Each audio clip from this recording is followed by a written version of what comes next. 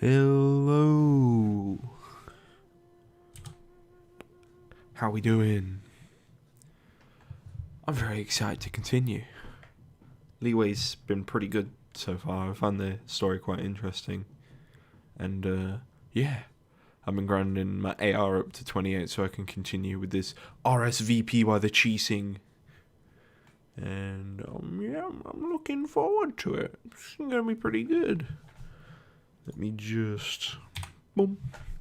As you can see, I've got my dudes up to 50. Except for Zinq, because I don't know. I'm fine with everyone else being on my team, but like I want someone else. I don't feel Zinq. I don't know them yet, to be honest. And like personality is just a bit cookie cutter. Like, oh, I'm a good lad. I'm a good lad who likes books. Ooga booga. Not edgy enough.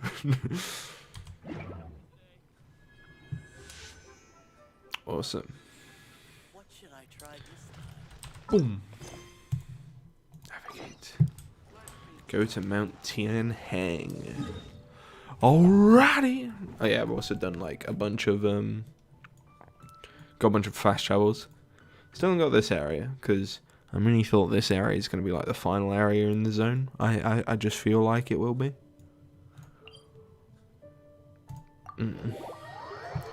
Final area, like how Mondstadt was mainly just like it's Storm Terrace. It's like final area. Obviously, there's no like blockages stopping me from going here because I have like looked into it a little bit. But I don't know. I just get that vibe.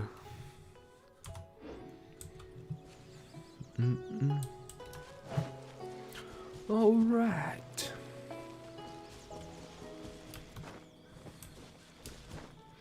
Oh, a Sealy. Ooh. Crystal chunks. Let's go.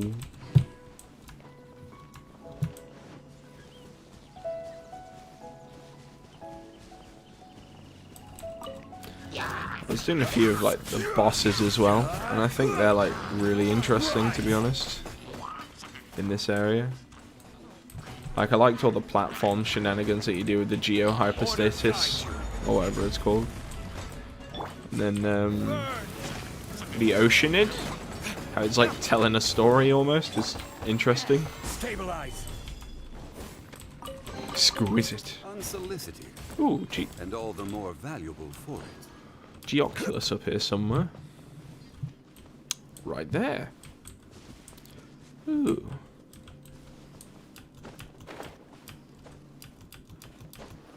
So, no, I need to go up there. That's how I'm gonna get this. That's how I'm gonna get it. Up we go, old man. Look up there. Oh.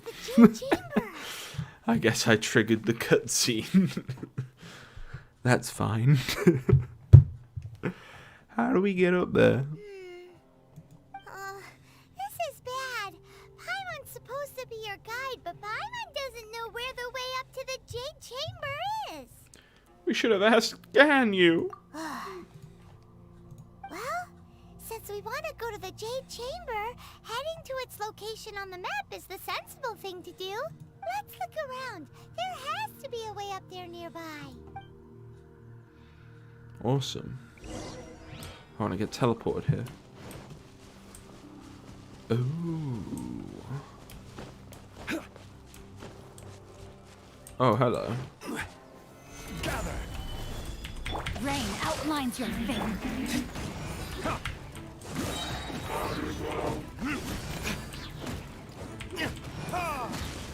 By royal decree.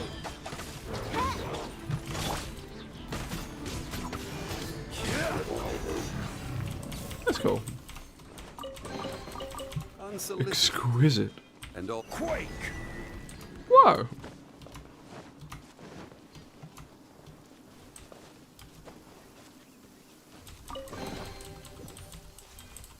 Crumble. Awesome.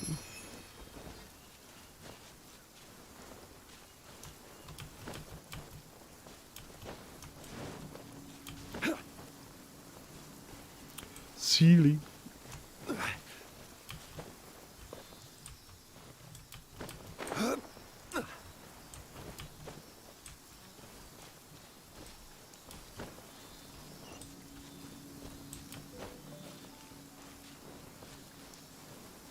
Wants us to follow. Okay. So they're going to do like a vertical plummet in a moment. It's going to start going down. That's probably a bad idea now that I think about it. Oh dear.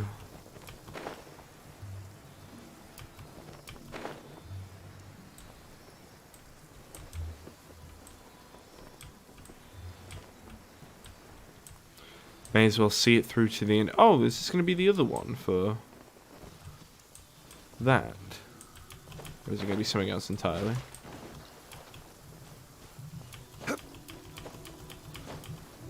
For this area over here, I got the first one like earlier.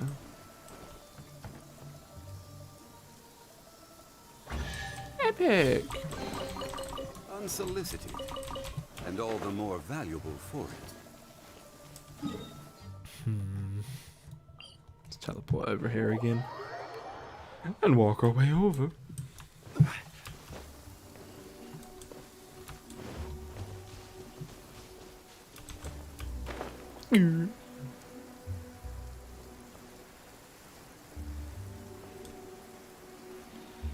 I'll actually try and get the Geoculus inside the mountain this time.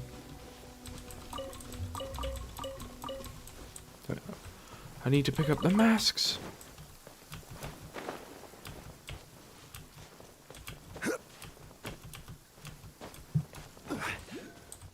Quake! Oh.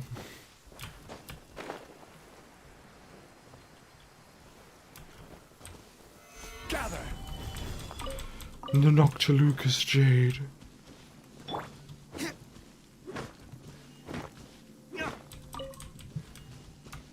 Oh yeah. I suppose this will do. I suppose it get out.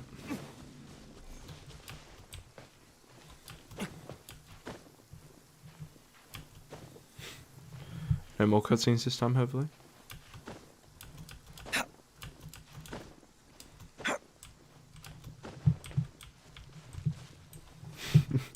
It's not even like a way up to the top here.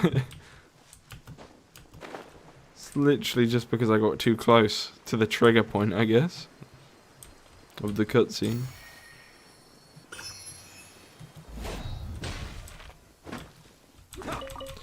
Noctilucous. Alright, let's do this challenge. Abyss mages. Ew. Odds reveal dice. Verdict is...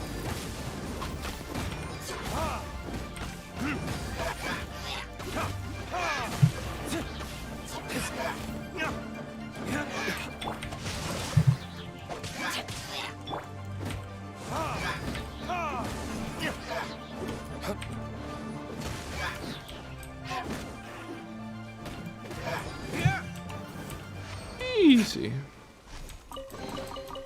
I suppose this will do.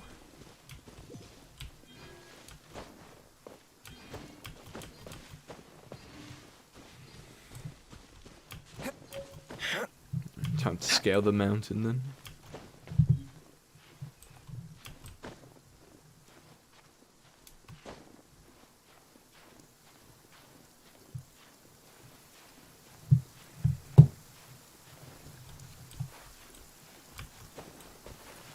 Ooh. Slip and sliding.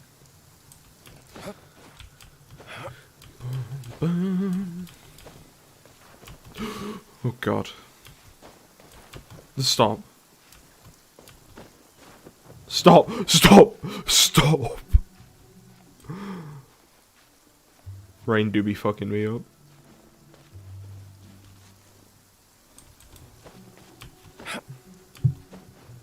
There we go.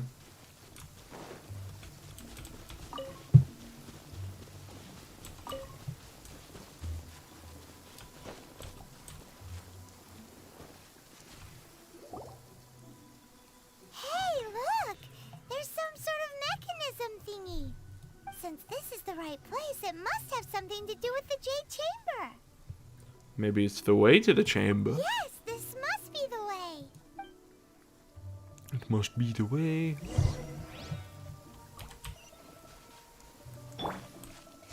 I summon thee. I'm gonna guess, since like a fan, I'm gonna need air, like animo, or the air element.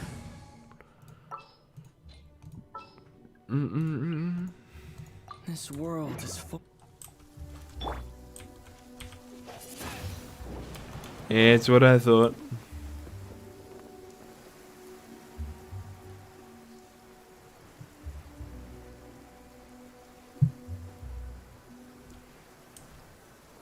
Oh. It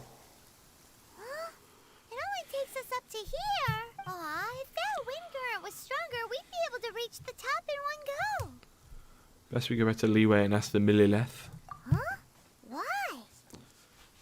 The way up shouldn't be a secret, or Oh, Paimon gets it. If it was a secret, Ganyu wouldn't have let us try to find it ourselves, right? Alright, Yeah. let's follow your plan. Then we can... Oh, hang on a moment. Look down there.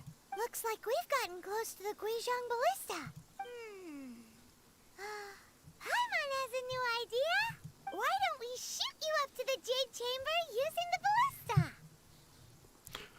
do you really hate me that much? No. Paimon may have just forgotten to think about the safety measures. Still, I do remember that the ballista had a scope. Oh, that's right. Now that you mention it, we could use the Qixing ballista to see if there's another way up nearby. Right. Is this an answer from this world? There's gonna be 2 primos. Alright. Let me get Zincu back on. Beep. Beep. May knowledge guide you.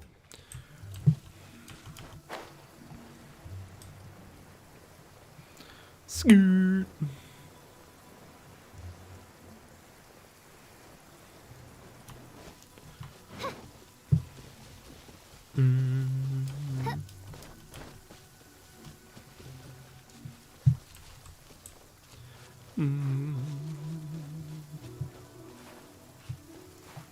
Bullshit.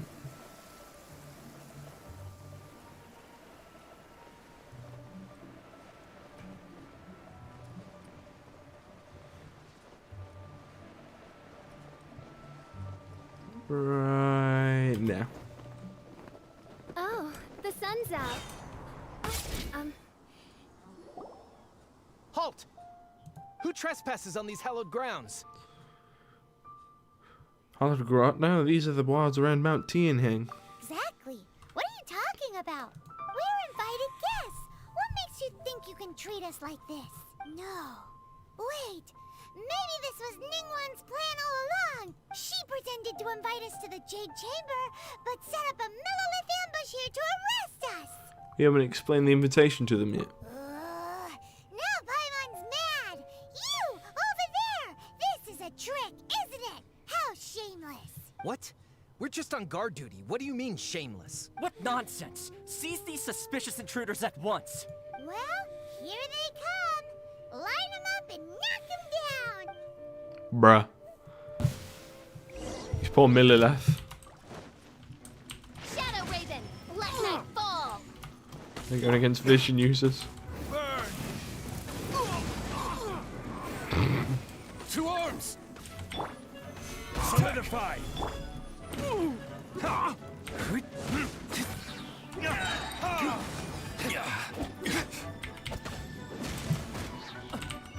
Verdict is... The verdict is... Bested. No, my sword. Who goes there? Take the target alive!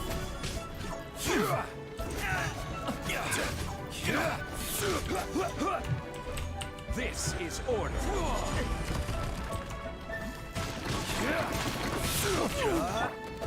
Rain outlines your...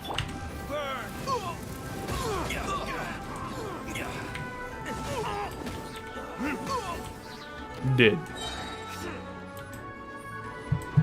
Oh, one survived. Oh, mate, you're joking. Ooh, where'd he go?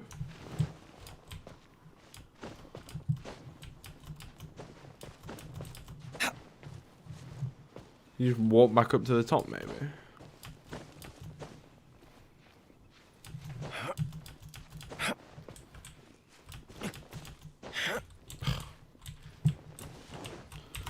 Platform's so annoying to climb.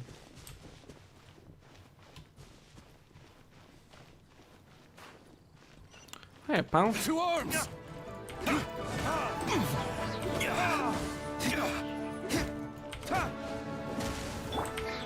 I summon thee! Bested. Epic. Stop! What's all this about? Lady Qixing, these two strange people suddenly appeared. They seem to have designs on the Guizhong ballista. Who are you calling strange? We were just looking away for them to the We were just looking for a way to the Jade Chamber. You want to go to the Jade Chamber? Who are you? We're invited guests here to look for the Liyue Qixing. Who are you?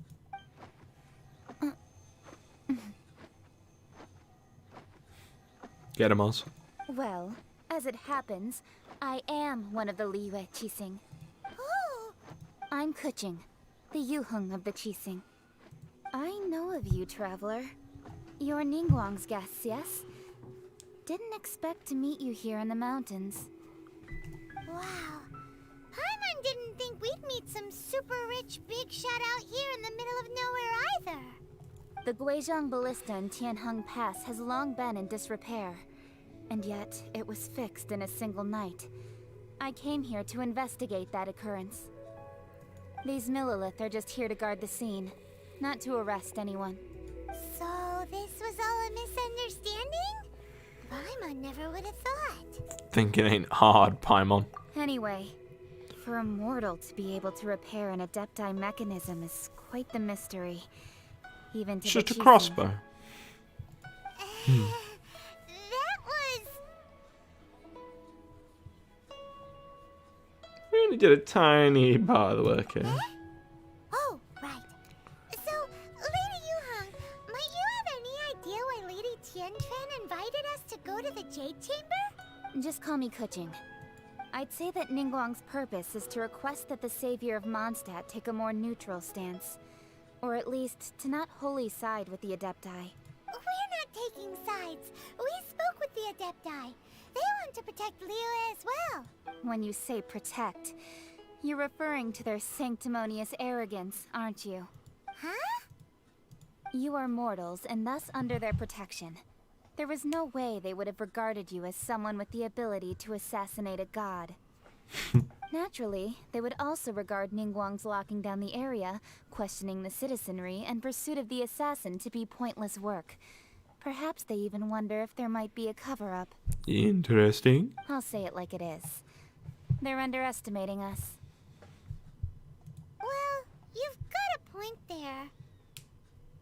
Still, this is the first time Paimon's seen a person from Liyue who doesn't respect the gods or the Adepti. Should I respect the shallow sense of time and condescension to mortals that has caused them to delay in moving against us, Qixing? Forget it. I shouldn't speak of them this way. This skepticism is mine alone, and Ningguang does not share it. Either way, I will admit that the actions of the Adepti this time were quite restrained. Rex Lapis's death is indeed an extraordinary circumstance. But to think that they would call for a council of Adepti rather than come down here directly. How surprisingly civilized of them. Ningguang would prefer to negotiate, wouldn't she? Well, for Ningguang, she would talk anything and everything out if she could. But I doubt we can do that here. The time of the Adepti has long passed. If even the Liyue Qixing don't want to face that truth, then what future is there for Liyue? Another super bold statement. I'll stop here. Honestly, I hadn't intended to say so much. But you're a good listener, Traveler. I know I am. You should both be off to the Jade Chamber. Don't be late now. Ningguang's schedule is packed to the gills all the way till next year. The cream of Liyue's mercantile crop all see ascending to the Jade Chamber as the greatest honor. Each brings rich gifts as they visit, all to curry a little favor with Ningguang. Favor? Paimon, that's not the point. Wait, that's right. Greeting gifts are a staple of Liyue's culture. We need to get one. Not to curry favor or anything, just to respect Liyue's culture. So eager. Alright. You can decide on your greeting gift yourselves. Let me tell you how to get to the Jade Chamber first. You didn't actually have to come to Mount Tianheng. Go back to Liyue Harbor. Find a guide at the Yuehai Pavilion, and... well then. May we meet again, Traveler. Okay. Well, that Yuheng may not respect the gods, but Paimon thinks she's a pretty cool person. She made a good impression on me too. So, what should we give to Ningguang when we see her? You really have shifted focus. Oh, right! Paimon dreamed of an amazing snack last night. Sugar-frosted slime! Paimon has a feeling that it would be perfect for a super rich person like Ningguang. Why don't we go with that for a gift? So do you have a recipe? Nope! But Paimon's sure that we just need to make it with some boom shakalaka. I'm very glad I've done the Xinjiang questline, the chef. Let's go gather ingredients. Time waits for no one, and neither will our riches.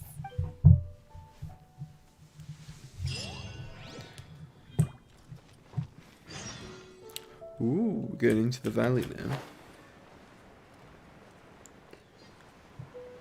Bow now.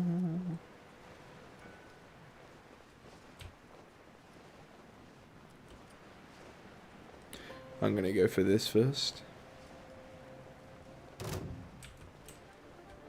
Yeah, bog off, mate.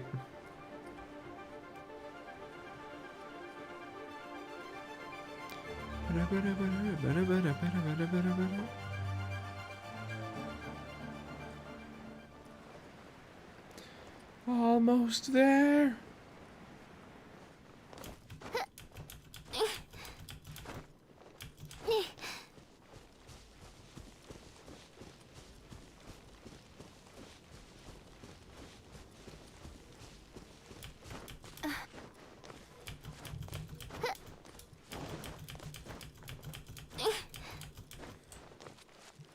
Mountainside geo sigils as well.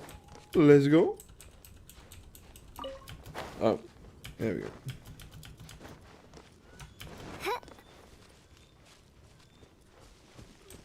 Z-Way, Astronomer, and Iron Ingot, the Miner.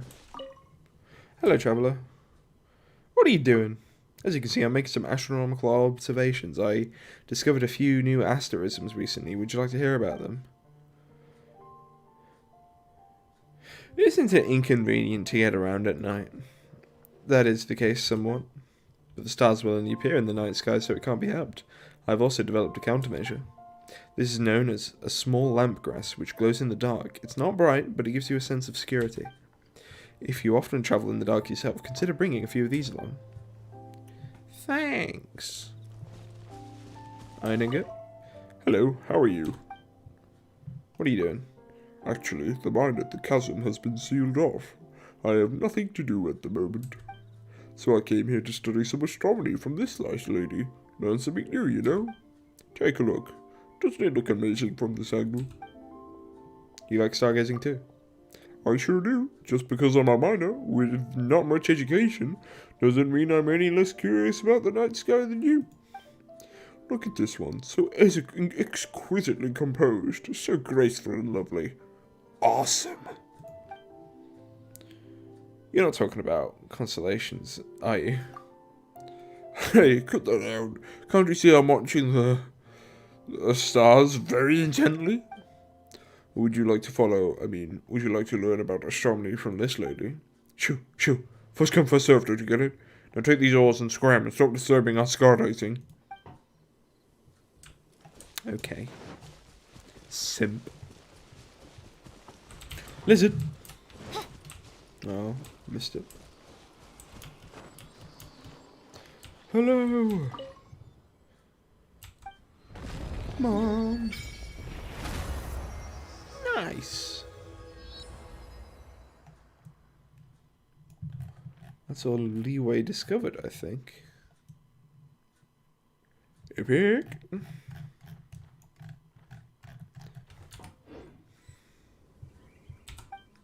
Hello.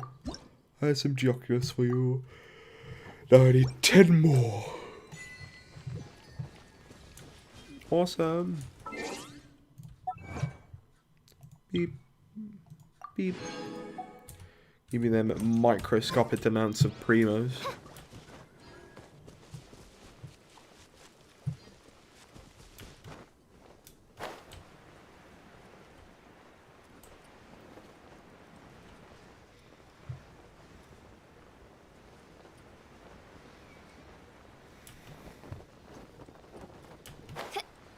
Ooh, look at that slime.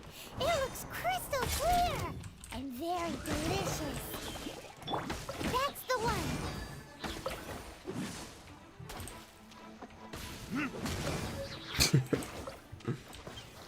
Slamming! What up, Sealy? Take me to your loot.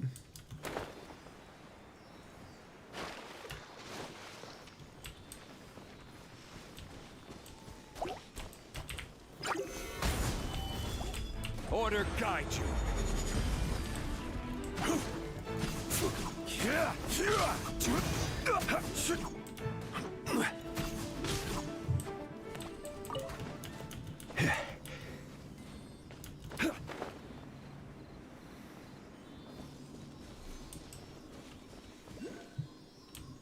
Epic. One man's stone is another man's gem. Let's keep rolling. Oh, cutscene. Huh? Is it just Paimon? Or is there a sweet fragrance in the air? Huh? Did you hear that? Sounded like someone was calling for help. It seemed like it came from those ruins over there. Dude's trapped in a cage. Uh-oh. It looks like the treasure hoarders have locked someone inside. They kidnap people? The fuck?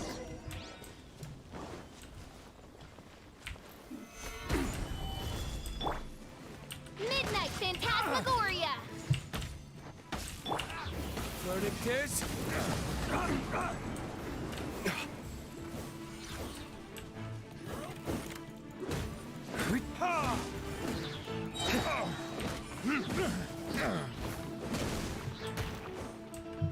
Hey, Fatui members over there. Direct assault! What the fuck?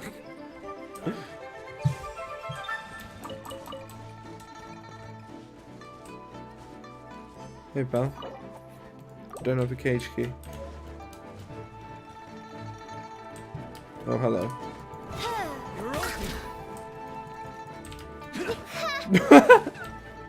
Roundhouse kicked me.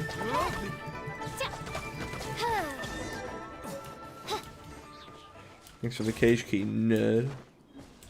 No, my sword!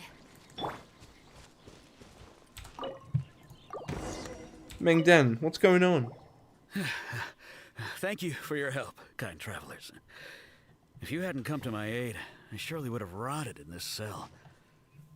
Those treasure hoarders. When their mood was good, they'd rearrange those pots of sweet flowers. When they were in a bad mood, they'd rearrange my face.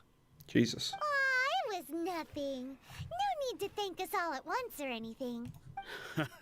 I understand. Don't worry. I will compensate you both. There's really no need. Don't say that. I only escaped this predicament because of you. I'm Meng Dan, a supplier for Mingxing jewelry in Liyue Harbor. I often walk around these mountains in search of antiques. I never expected that those treasure hoarders would have their eyes on the same ruins that I had. Before I knew it, they'd caught and imprisoned me. Is there anything that you lack? Antiques, treasure, various knickknacks, you name it. Well, as long as you want what I have to offer, of course. Your goodwill is good enough for me. Wait a moment. Actually, we are looking for something. Oh? And what might that be? Do you have a box that can store presents? We'd like a pretty one. The kind that you can use to store snacks. Of course we do. How can one sell antiques without gift boxes? At Qixing Jewelry, we have the best gift wrapping service in the 7 nations. Now just give me a moment and I'll let the boss know. You can go see her whenever you require that box. Great! Paimon Sugar Frosted Slime now comes in a beautiful package.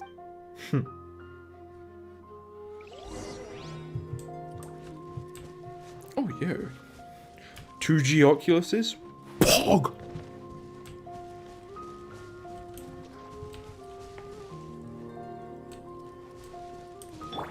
Like my bird can reach that. Time for retribution.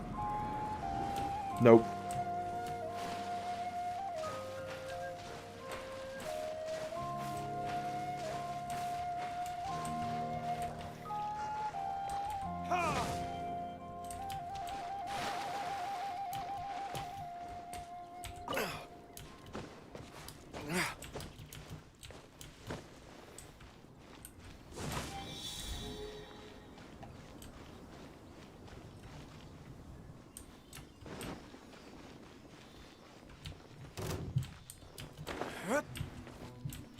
Oh. I see through you.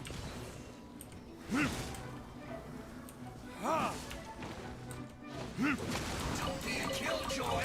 We've only just begun. Better than nothing. What are they? No excuse for slacking. That for 2 members? I can't remember that voice. Oh, that's where the other phone is. Yeah, it's for 2 members. Okay, good. It isn't time for a break yet. Hey, pals. This should be fun. You can't run. Wait, they're brawling each other. No They were a little bit. Wait, they are. Is that a buff? Not breaking a sweat. Don't be a killjoy. We've only just begun. It isn't time for Oh, God. a break yet.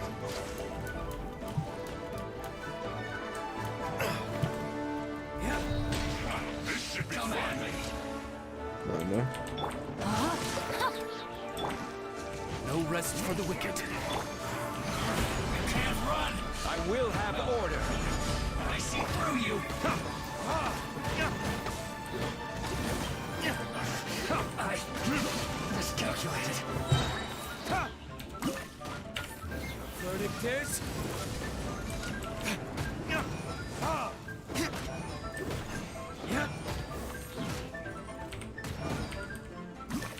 No, my sword!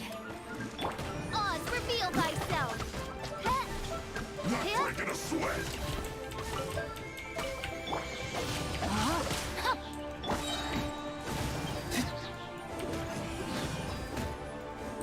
How can this be? My work finished. Oh, no. Oh, no. I do like those for 2 members. I think the assassin dudes are a bit annoying, but I think they're fun to fight. Certainly worth the extra mile.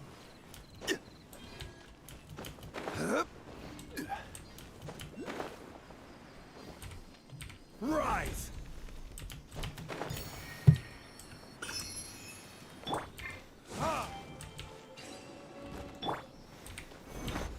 Oh, draining the lake.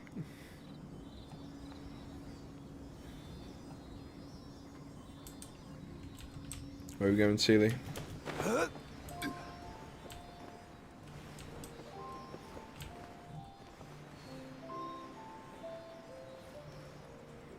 I'll tell you where I'm going. Oh, it's gonna. Oh. There's an invisible shield. I see. How troll.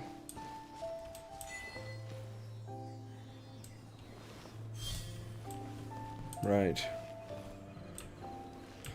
So I need to find 2 more Sealies, eh?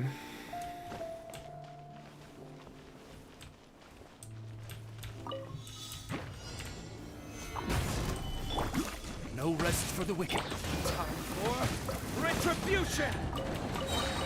I suppose this will do. What up, oh, you prick.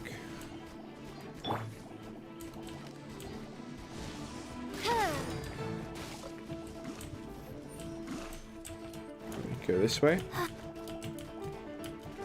No, you won't actually. That barricade.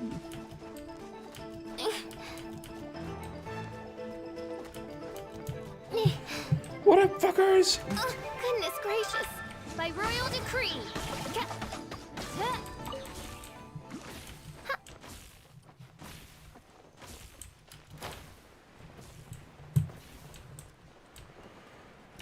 It's over there now. I was like, where'd it go?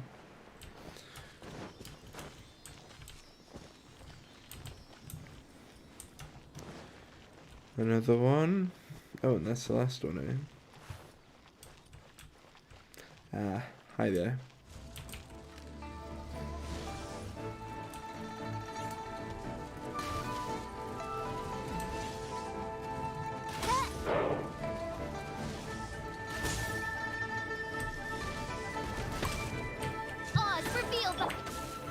Solidify!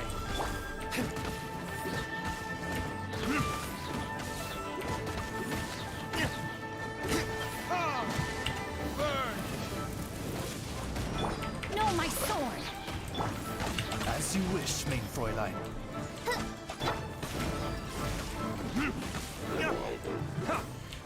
Die.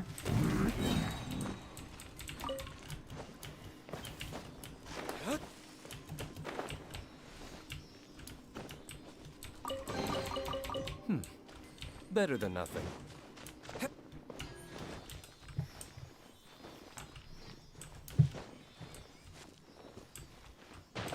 Oh. Whee! Epic. I just need to get that. Geoculus. Frog!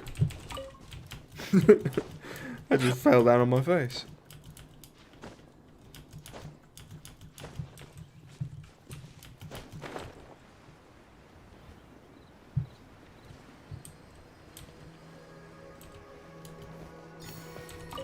Easy.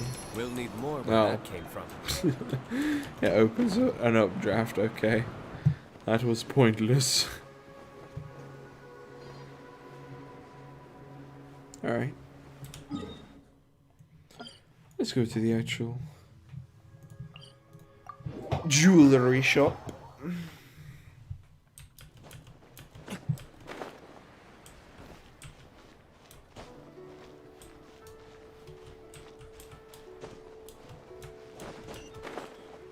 Bam, bam.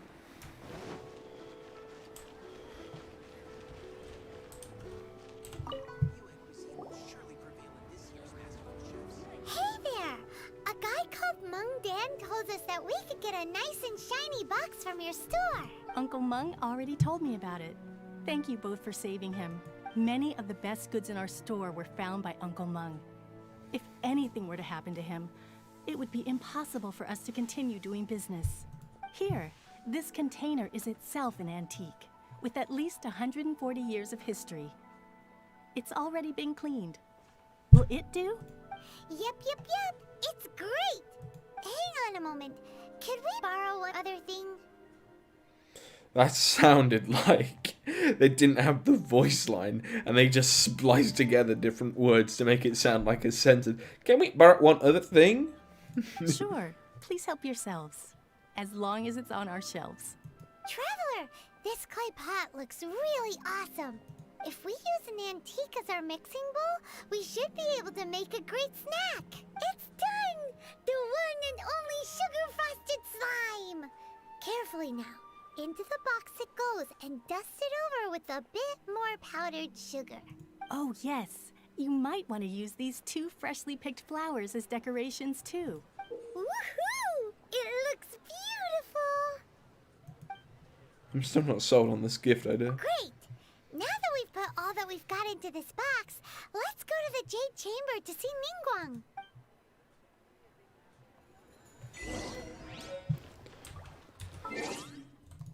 Beep. Claimed. Claimed. Claimed. Let's rock and roll. What the fuck? Lighting just turned on.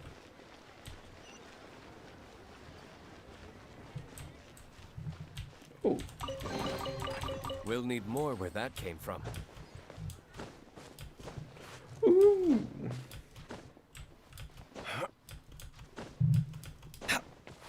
Ooh, hidden chests.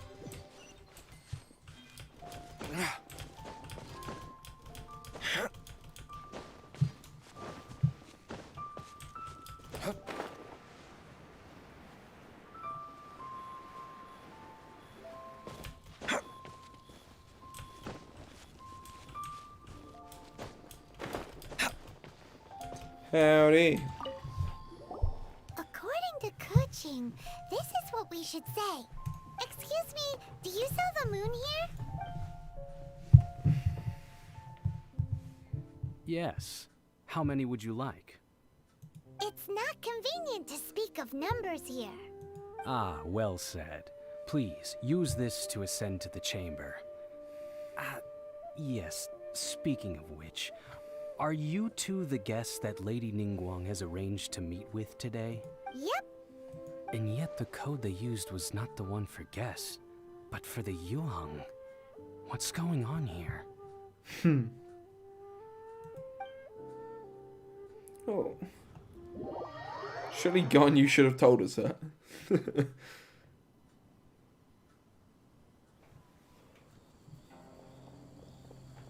Nice tats. I've been waiting for you, returnee from Joyun Karst. It's Ningguang. Since this is our first meeting, we've prepared a gift. I hope you like it. Oh, for me. You have my thanks. It seems that I have made things difficult for you, considering that you were supposed to be my guests. Oh no, it's nothing. Nice place. This Jade Chamber. I'm glad you like it too. This palace floats in the skies, higher than the peak of any mountain. From this vantage point, one may survey all of Liyue. Nah, mate, dragon spine bigger.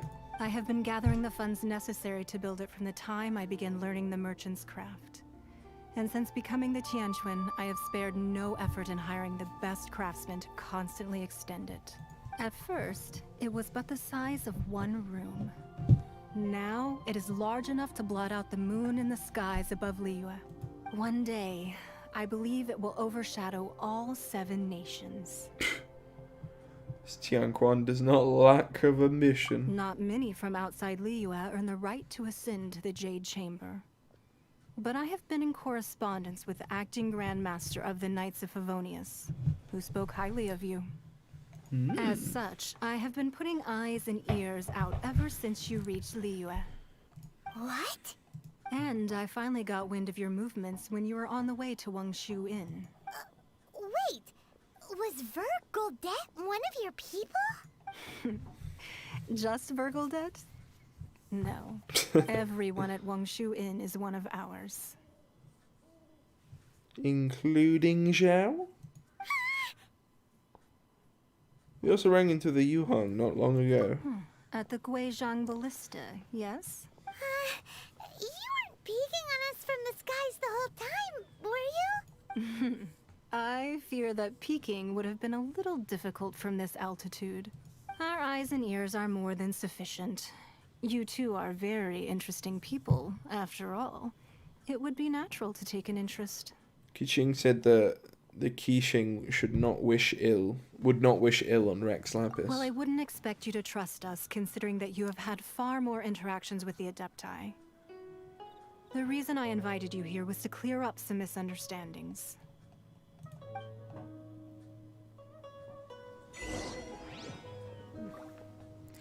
Oh yeah, following NPCs.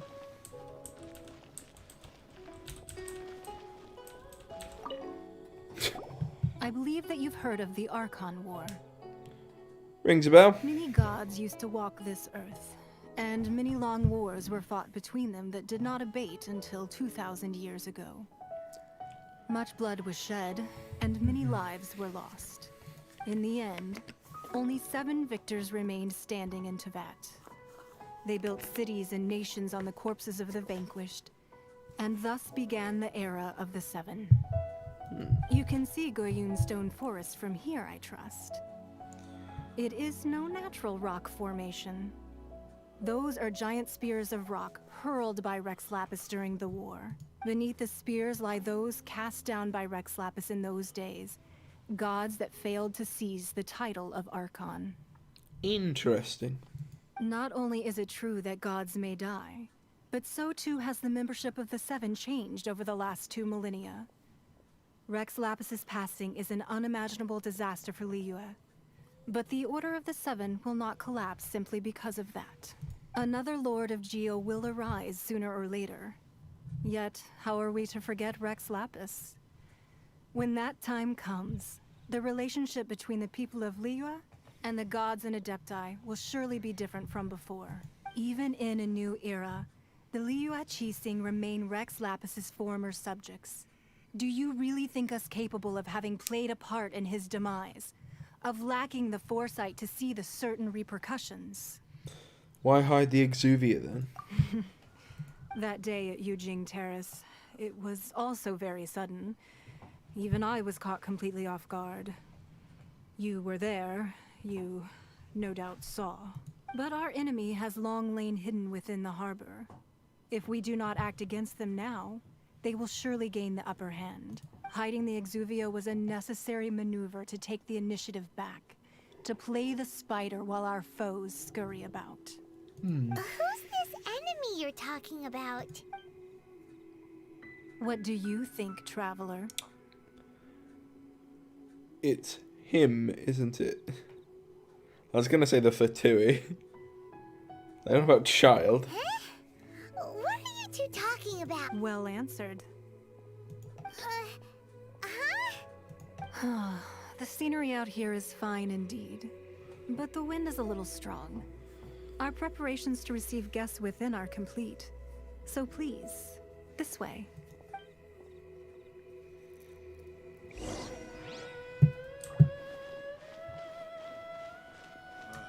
need a more physically demanding job. Oh. I was like, let's go. Wowee! What a huge hall! Paimon's never seen such a fancy place before. Zam! Looks pretty cool. Oh. Whew. Nice pool. We go. Meadow gems. Intel. Well, business intelligence. Moo.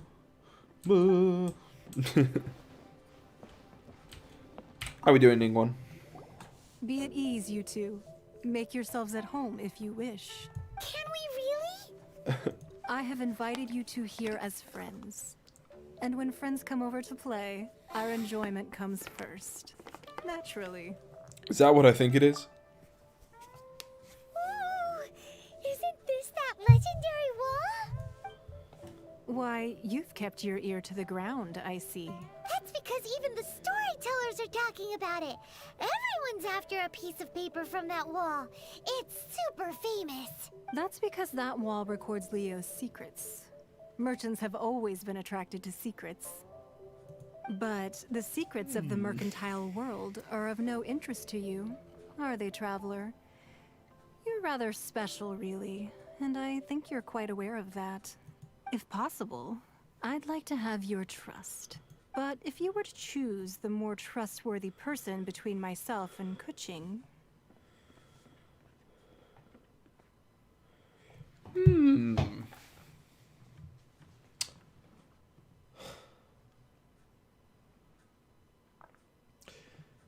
Qixing, we've only met her once.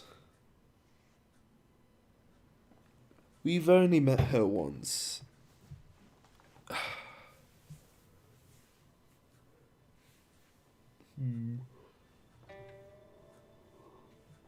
Well, I'll go with Ningguang.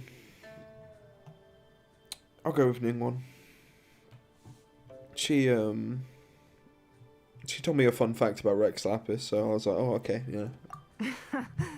You'd pick Qixing? Huh? Nah, I had a feeling. Oh, are they both like Qixings? I originally thought her a bit too hard-headed. With someone of her character on the Qixing, I've had some extra messes to clean up behind the scenes. But after she said those words, the time of the Adepti has long passed. If even the Liyue Qixing don't want to face that truth, then what future is there for Liyue? Damn. They really do have eyes and ears, everywhere. Well, I must say that quite a few of my doubts have been dispelled. I won't deny that Rex Lapis's passing seems advantageous to us. But, for Liyue's sake, we cannot allow ourselves to be shackled by rumors of our usurpation of power. I surmise that the Fatui has a hand in these rumors? Indeed. It seems that you understood what I meant to say from the very beginning. I called for the gag order and for the Exuvia to be hidden to temporarily stabilize the situation, and also to prevent something similar to the incident in Mondstadt.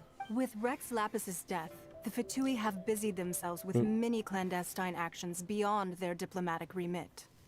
As the Tianquan, one responsible for Liyue, I cannot be too concerned with appearances when opposing them. Allowing the rite of parting to take place was also meant to buy some time for us to take control of Liyue's administration. It's exactly as Zhongli said. The Qixing only provided the venue for their rite so they could use us for their own ends. Wait, that's right. Speaking of ends, could I say one other thing? Of course. Paimon's heard that anyone who sends a greeting gift gets a little something in return. So, seriously, Paimon? Seriously? It's all right. I like direct people. Well, we have made quite a bit of trouble for you recently. How about this? You can pick any one object here as you please, and you may take it with you. Yay! Paimon was just waiting for you to say that. Let's see, what should we get? One of the sheets on that wall. Don't look at Paimon like that. One of these sheets of paper will sell for crazy prices, even if it's only as large as Paimon's fingernail. Just imagine how much more a whole untorn sheet would sell for. Let's grab one, the biggest one. Bruh. Huh? Well, that was an easy search. The biggest sheet is right up there in the most obvious spot. Let's go with that one. La la la la la. Let's see what's written on it. Huh? There's a place marked with a circle on here. Oh, could it be treasure? Whatever it is, it better make us filthy rich. Let's see what's written over here. Sigil of permission, something, something, Fatui, research, copy. Huh? Huh? Aw, that doesn't sound like treasure at all. This piece of paper shows that a Qixing spy discovered traces of classified Fatui research on the Sigil of Permission. Oh, Ningguang did say that the Fatui have been up to all kinds of mischief in the shadows of Liyue. Spreading rumors, wanting to get their hands on the Archon's body and whatnot. But research on the Sigil of Permission? Paimon wonders what they're up to. Speaking of which, there's also some connection between you and the Sigil of Permission. Seems there's still more for us to find out. It's all unfolding a little too perfectly. Oh, you really think so? Well, should we not go then? No, what I mean is... Oh, so you're saying that it's precisely because we can't completely trust Ningguang that we... I thought she was still here, to be honest. For ourselves. Honestly, Paimon thinks she's been nothing but good to us. Anyway, we'll see if you're onto something. Before we look for Zhongli at Dihua Marsh, let's go to the place marked out on these papers and see if the Fatui really are up to no good there. We shall see.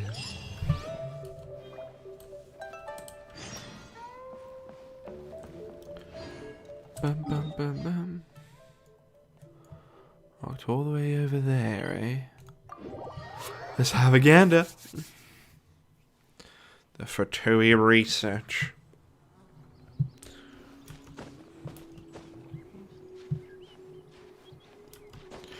Yo.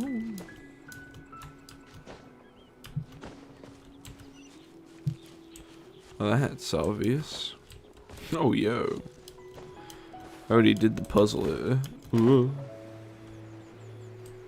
Oh, I lost a lot of health.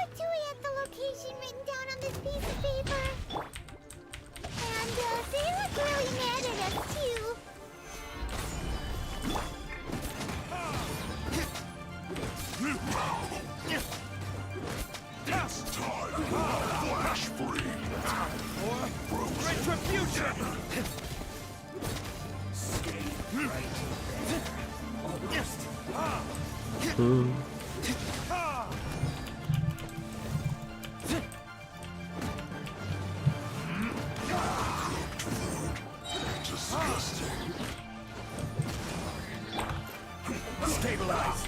No, my sword. Verdict is Bird.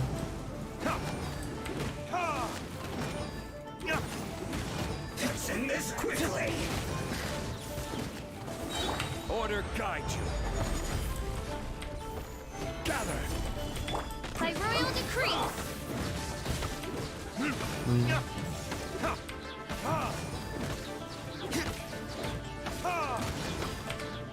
Time for retribution.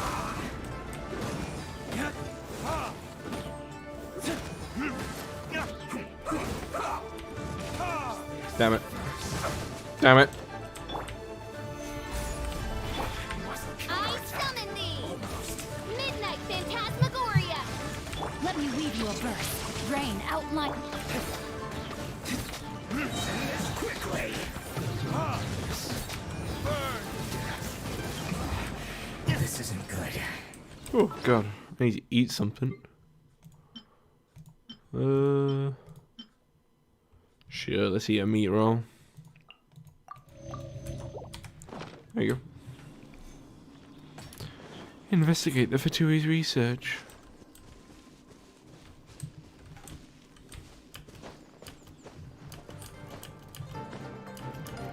Howdy. Shouldn't get careless. Let's move.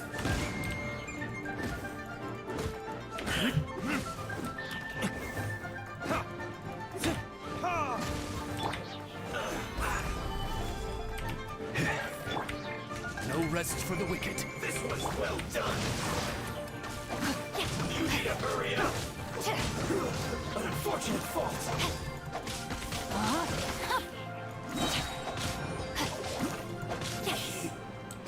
Die. Let's have a look. So many talismans here. And some stacks of blank paper too. Maybe they're trying to reproduce a talisman. I haven't seen this pattern before. But where? It's obvious. Oh, Paimon knows. It looks just like the sigil of permission the child gave you. But how did a relic of the Adepti end up in the hands of someone like Child? Suspicious. Sorry. There you go. It's not just a relic. Oh, that's right. Cloud Retainer said that when the Lord of Geo created the Sigil of Permission, it wasn't to be used as some old relic. Talismans like that were once used in the Archon War to channel divine powers. Maybe the Fatui are copying the Sigil of Permission in hopes of achieving a similar effect. Being able to channel divine power in battle?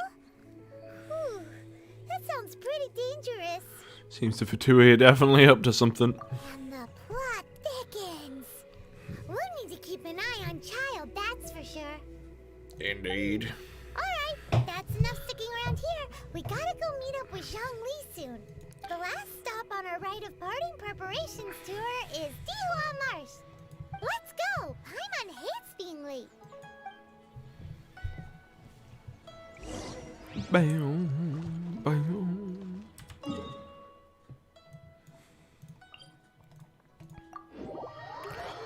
Let's go. Oh god. Chew! Oh, Jesus Christ. Overtaken.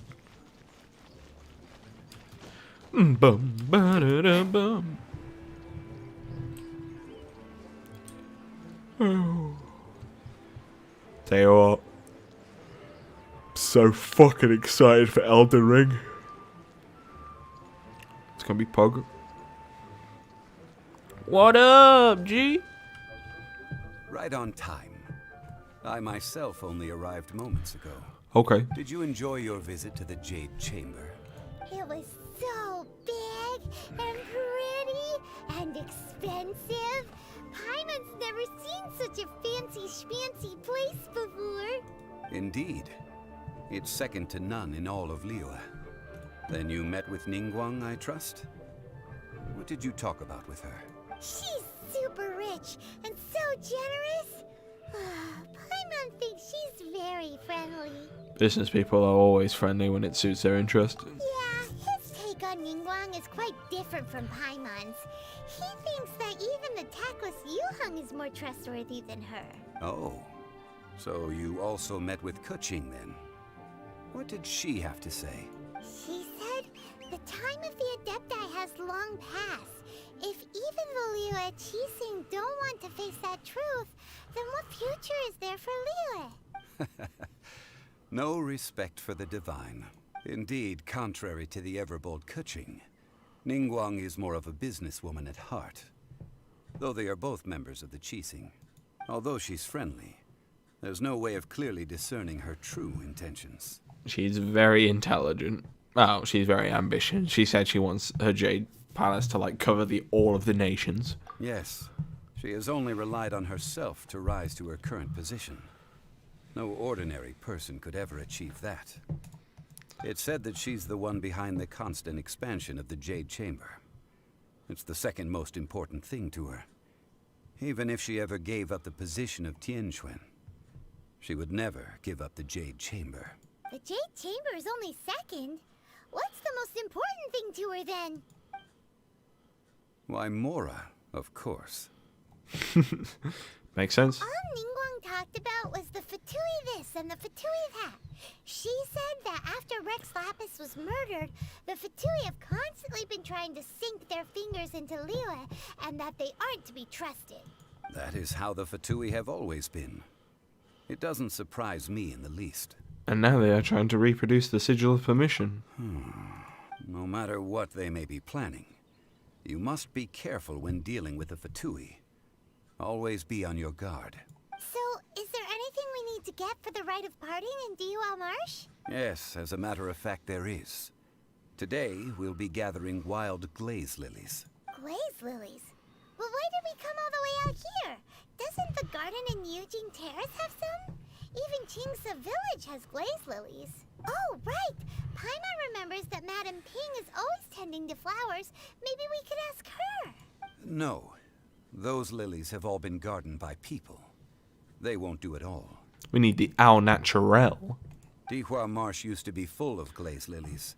It is a sort of joyful flower that listens to human song.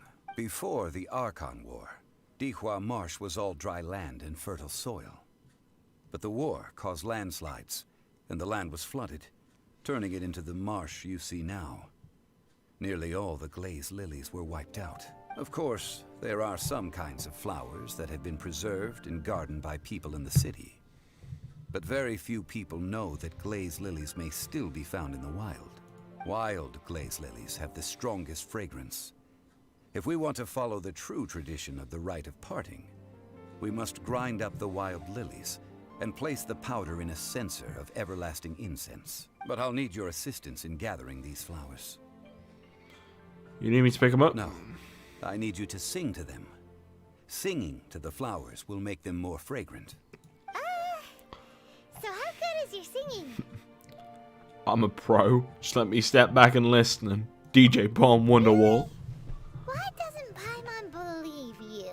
Wonderwall! We'll only know once he starts singing. Please let me turn on my mic and actually use it in-game. Oh. Geoculus.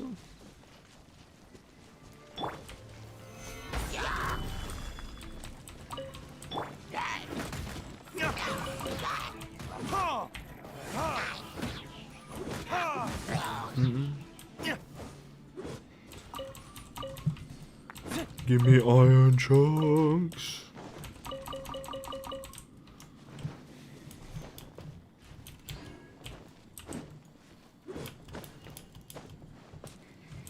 Oh yeah, some of them. Whoa. Violet grass.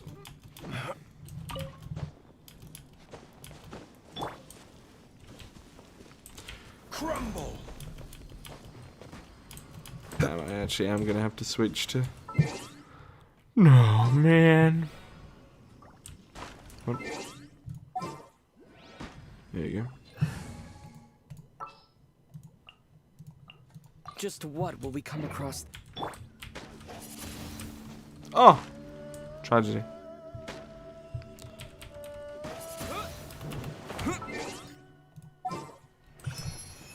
Got him.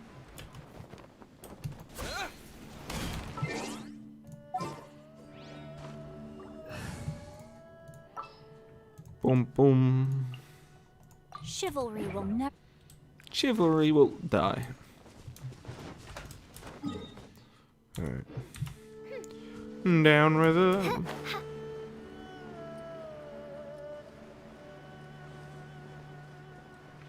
What's another one of them?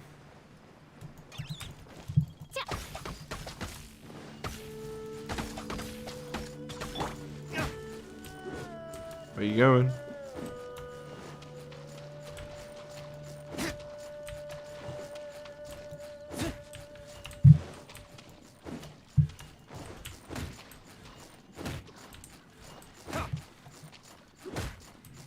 I think this one brokey. I'll just leave it be.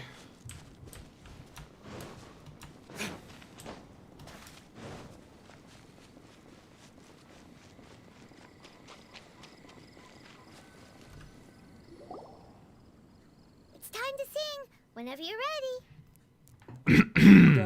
Da da da da da da da da da. What happened? These flowers are jumping. They look really angry. Is it because you sang a song for Mondstadt that they don't understand here, Leela?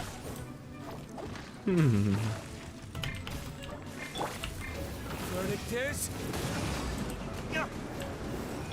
Oz, reveal thyself. Rain outlines your.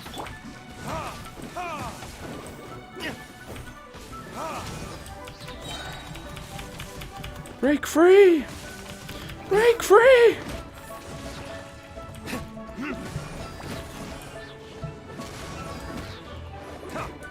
No, my sword!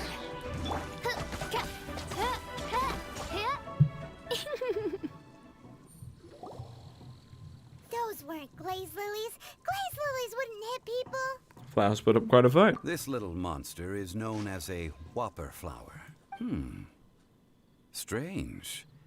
These petals look interesting. The glaze lilies used as a disguise were buried with the whopper flower for too long. The result seems to have surprisingly potent medicinal value. Let's collect what we can of these petals. Well, that's nice and all, but will those petals be useful for the rite of parting? Unfortunately, no. That's so lame. Excuse me. Hello, Ganyu. Are you searching for glaze lilies? Oh, hey, it's... What's her face? Paimon Greetings, Yangu. Yangu? Who's that? You've completely forgotten my name, haven't you? Ah, that reminds me. How was your visit to the Jade Chamber? Pretty good. Sure would have been better if you told us how to get up there. Didn't I tell you the way? Surely I did. Nope, we found the way on our own. It isn't a secret, so perhaps you just assumed we knew? Oh, I see. Uh-oh. I guess I really did forget to tell them. Huh. Something seems a little off about Ganyu. She's acting different from the first time we met. Where's her serious attitude now? Ah, well, I met you at that time as an emissary of the Tianquan. But now, I am simply out on a stroll to see the flowers. You came all the way out here to see the flowers? Why not just enjoy the gardens of the city? Qixing Terrace is where Rex Lapis parted from this world. If I strolled through those lonely gardens now, I wouldn't be able to bear it. You're just a hardcore simp for Rex Lapis then. Whenever my duties take me near Qixing Terrace these days, I draw the windows to block my view of the gardens. Oh, sorry. We shouldn't have brought it up. No, it's quite all right. I just haven't processed my emotions yet. When the Archon War came to its end 2,000 years ago, the first iteration of the Seven would gather in Liyue and drink with Rex Lapis. But 5 of those original 7 had already passed before Rex Lapis. It's truly a changing of the guard.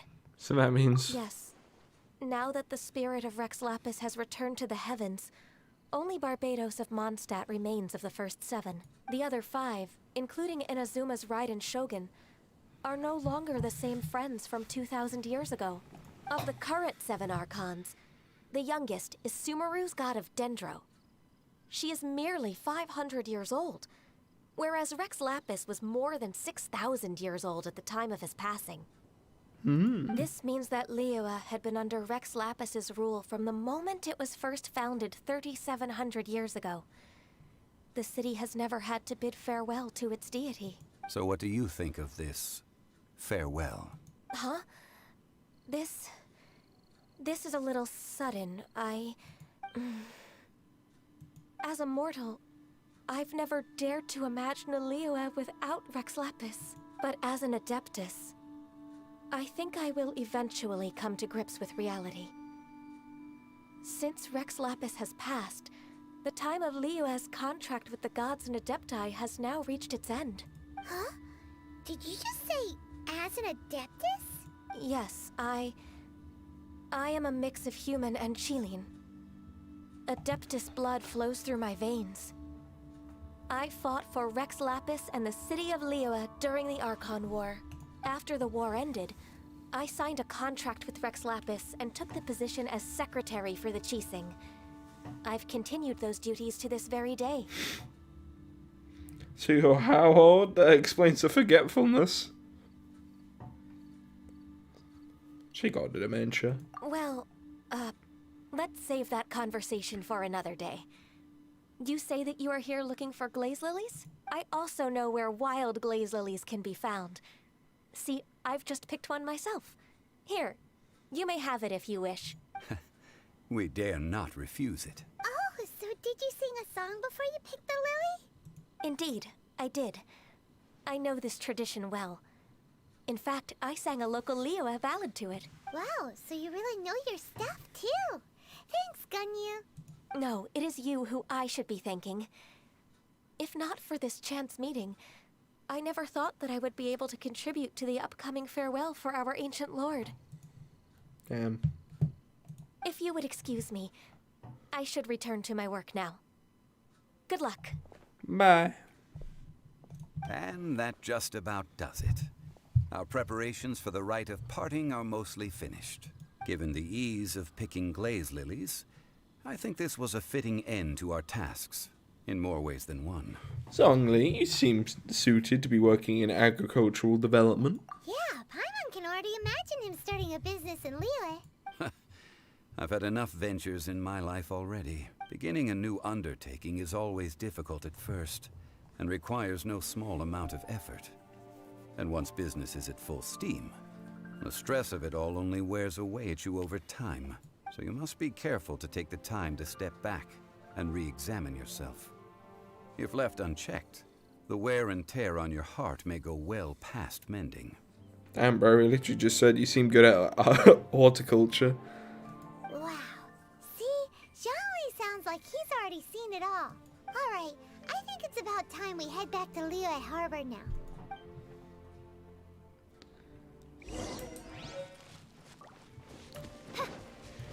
Back to the harbor then.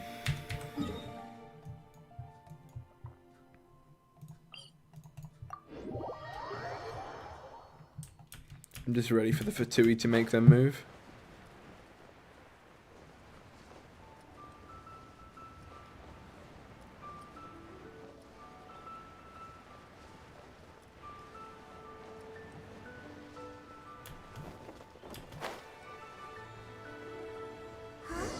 What happened? The city gate is swarming with Millilith and the Fatui? Called it. This atmosphere is highly abnormal. It seems as though something big has happened. Felix? You're the consultant to Wangsheng Funeral Parlor. Mr. Zhongli, I presume. The Millilith are watching our every move now. These are desperate times. We mustn't act rashly. Desperate times? The Adepti of Joyun Karst are finally on the move. Do they intend to exercise force? Most likely. I've heard that some members of the Qixing have already gone to meet them. Well, I say meet, but it's more like they're attempting to stall the Adepti outside the city. However, both sides were quite obstinate and hit an impasse. It seems inevitable, given the current situation. The Adepti do not acknowledge the Qixing. They only acknowledge the contracts of the Geo-Archon. If the two sides come to blows, Liyue Harbor will be in no position to stop them. Surely the Liyue Qixing are not the sort to give in so easily. Their boneheadedness is known throughout the lands. Yet it's because of that obstinacy that mortals and Adepti are now on the verge of conflict. And what now? How is it that the Fatui have come under fire? That's all Ningguang's doing. She proclaimed that in these tumultuous times, the Millilith must rein in the actions of the Fatui. Only now do they want to start keeping tabs on us? That's the Qixing for you. Anyway, Mr. Zhongli, you're one of Child's close associates. Please understand that your actions will reflect on us. Don't let anyone catch you off guard. It looks like things are about to boil over in Liyue Harbor. Is there anything we can do? Do you intend to use your neutral identity as an intermediary between both sides? Or will you use your sword to turn the balance? Neither path is an easy one. Oh, by the way, Mr. Zhongli, we've heard that the Wangsheng Funeral Parlor has also been caught up in all of this. They're currently squaring off with the authorities at the gates. Things are taking a turn for the worse. I'm afraid I must leave now to handle things back at Wangsheng Funeral Parlor. I hope that Master Hu has been able to keep things under control for the moment. Consider your next course of action carefully, Traveler. If you're trying to prevent an explosion, it may be wisest to look for the fuse first. Having connections with the Fatui seems to be quite the double-edged sword. So what does Zhongli mean by looking for the fuse? Child. Oh, Paimon gets it. If there's anyone that wants to see the whole city turned upside down, it's definitely him. He must be waiting for the moment when no one is watching to do something really bad. But where could we find him now? Where would he go at a time like this? Follow me. I know, because I'm the protagonist. The Golden House. So he's going to make a move on the Exuvia, eh? Let's go and stop him.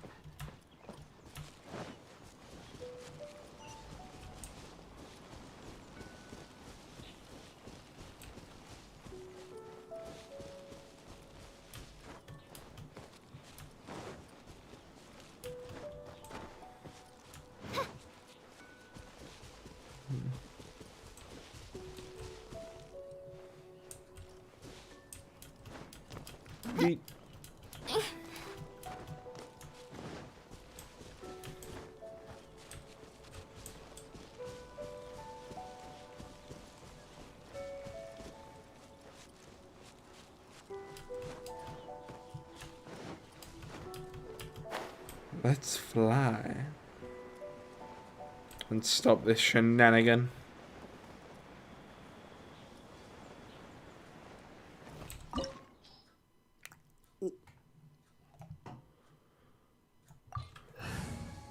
Let's go.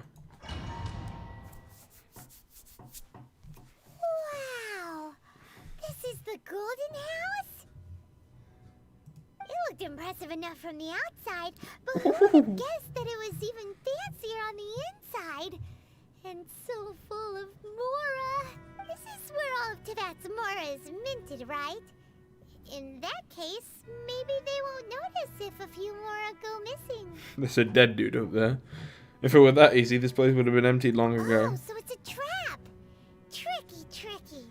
Good thing Paimon's got you here. But even if we can't take any, we can still have a closer look, right? Or better yet, take a nap on top of a mountain of Mora. It's like a dream come true. We'd better check on the Exuvia first. Oh, right. Back to business. It's quiet. Too quiet. Surely someone's gotta be guarding something as important as the Exuvia. Huh? Look! What happened here? The Millilith. Uh-oh. Paimon smells trouble. Quick! We have to go make sure that the Exuvia is all right. Damn.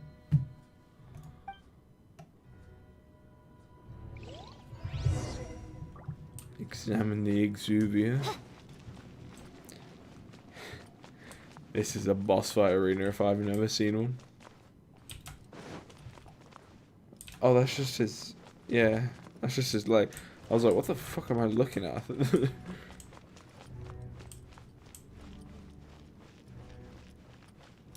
Hello? You've already fulfilled your task as guides, so why do you still linger here? Haven't you already seen enough trouble for today? Huh? Who's there? If you were Fatui, I imagine that you would be entitled to a generous reward from the Tsaritsa herself. But now, you're nothing but dross, and you're in my way. Looks like I was just in time then. Although I'm deeply grateful to you that I was able to effortlessly find this secret location, don't you think that trying to stop me now would just be wasted effort? Stopping the Mora Mints, hiding away the Exuvia. The Qixing are really pulling out all the stops this time. So you've been planning to take the Gnosis from inside the Exuvia all along? As one of the 11 Fatui Harbingers, it's my duty to see the will of the Tsaritsa fulfilled. She will get that which she desires. I won't allow you to get near the Exuvia. I'm not asking for your blessing, and there's nothing you can do to stop me anyway. The time for discussion and diplomacy has already passed. I mean, if it were up to me, I would have skipped that stage to begin with. But I'm willing to do as the Tsaritsa deems fit. Either way, we now come to my favorite part. A simple pleasure, and one that I am oh so delighted to be sharing with you. The battle. Battle? So you're the type that goes looking for trouble, huh? You could say that. When Signora offended the deities outside the cathedral in Mondstadt, she swiftly left the scene once her mission was accomplished. Instead of confronting you directly, she chose to rely on the snow and ice to make her escape. She wouldn't want the knights to come running towards the sound of battle now, would she? When she faces a worthy opponent, she will prioritize her mission, weigh the outcomes, and consider the consequences of her actions. But as for me, the greatest pleasure of being a Harbinger lies in crossing blades with strong opponents. So we got ourselves a combat sexual. We won't let what happened in Mondstadt ever happen again! Oh, so you intend to fight me? Good. I won't kill you, Traveler. I'll just play along, to feel the thrill of battle. Besides, you could never defeat me, not even in your wildest dreams. But hey, try to relish the fight anyway, because if you ask me, without that, what else is there? I could never defeat you. You're completely delusional, mate. Fighting talk, I love it. Now let's see you live up to it. Ginger prick. The This chance is hard to come by, so show me all you've got. So very few ever get the chance to square off with the Fatui Harbinger. So come now, amuse me, and don't you dare disappoint. Cool. Oh god, get my shield out. So quick to flee. Poor timing. How unbecoming. Cool. Rain outlines your fate. Solidify. Oh yeah, we got the mirror images. You've made some progress. Try this. Not bad, not bad. Guess I should take you more serious. Good. No wonder Senora was so wary of Oh, we you. got the mask on. Well, that just means I can go all out. Delusion Brace Unleashed. yourself. This is about to get tough. What a title. Now, show me what you can Oh wait, do he with switched the to mighty Electro. Harbinger.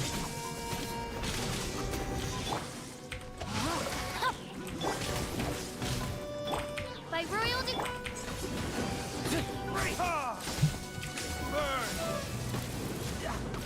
Got him.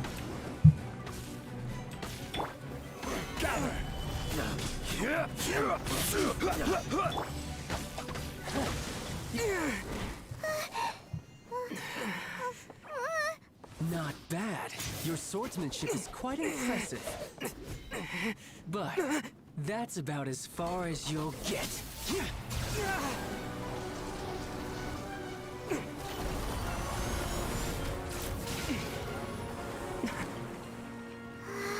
Use the dual elements.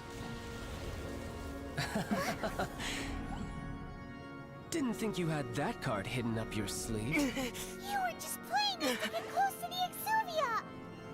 Oh, quiet down. Stop acting like some wide-eyed recruit. You've seen this world. You of all people should know. This should have been expected. No. Well then, I'll be taking Morax's Gnosis now. I see.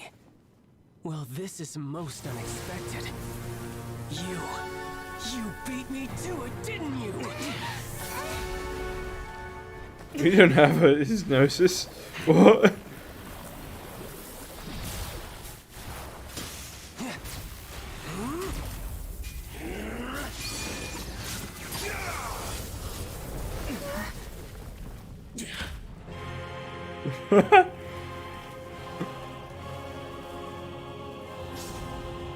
Tata.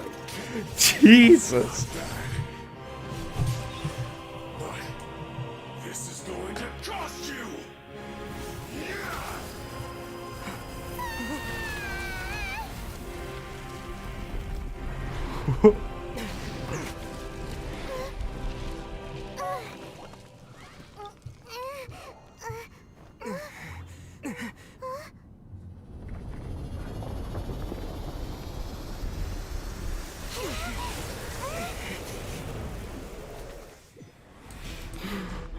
Hi, pal. I like your cape. I don't have the Gnosis. Faster. Or did you leak the information regarding the Golden House to me on purpose? No matter. The Gnosis over now. Don't make me take it from you. We didn't take it!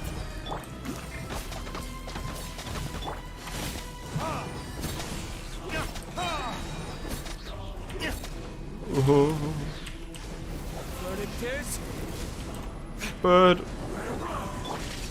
No rest for the wicked. Shadow Raven, let night fall. Oh, what a track. I let my guard Oh down. shit. You're a cut above.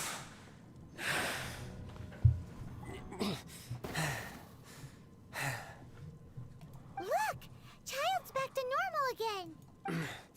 Well then, time to cool off. It seems the burden of the foul legacy transformation was too great for my body. I lacked the opportunity to think this through. And now that I consider the matter more carefully, you never had any chance of beating me to the Gnosis. You had no connection to the Gnosis, no matter where it had been taken. That's what we've been trying to tell you! We didn't take it! Your show of ability today far surpasses that of Signora's initial assessment of you in Mondstadt. Tell me, how could that be? Because I'm gradually restoring my former power. You already know the answer, don't you? I can see it in your eyes. But if that is a secret you wish to keep, I guess I'll just have to curb my curiosity. This battle has already left me satisfied. Anyone who strives as I do to grow stronger shall be called a friend. Even if our friendship can only be shown in battle against one another. Pretty sure that's not the normal way to make friends. Yeah. Unfortunately, I must bring this amiable conversation to an end. My quest still beckons. Given that the Gnosis wasn't taken by anyone, then we must look once again to the beginning. Perhaps it was never in the Exuvia to begin with. In fact, it might be that the Exuvia was just a diversion of sorts. What? So you mean that... Rex Lapis still lives? Yes, it appears so.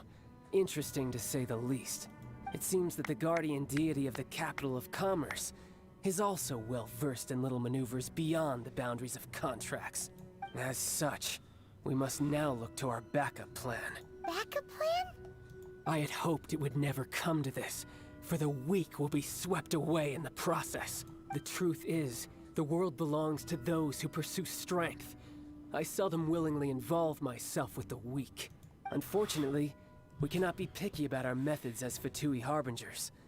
Children must all learn to eat their vegetables sometime.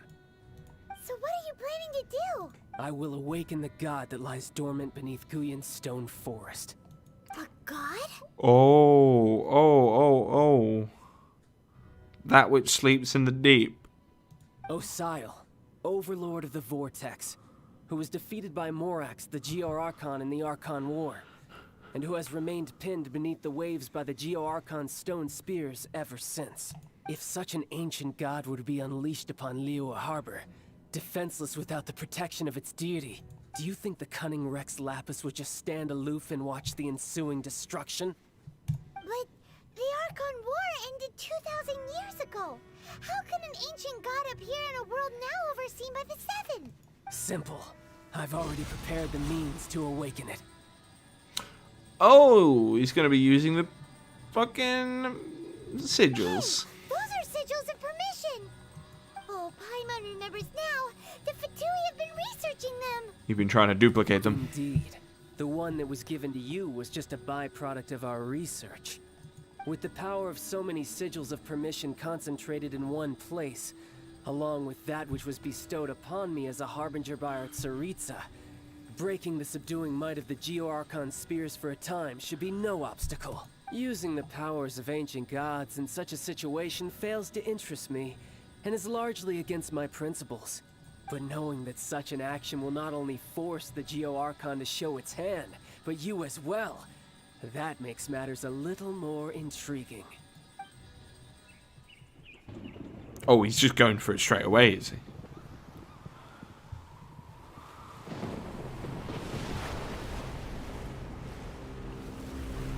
Yeah, we love these pre-rendered cutscenes.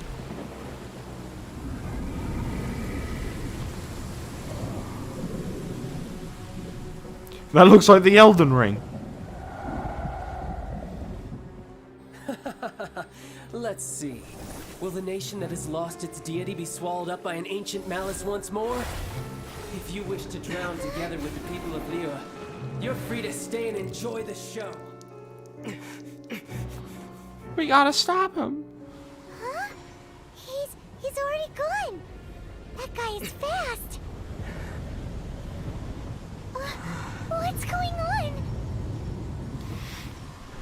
Oh, yo. The Jade Fortress.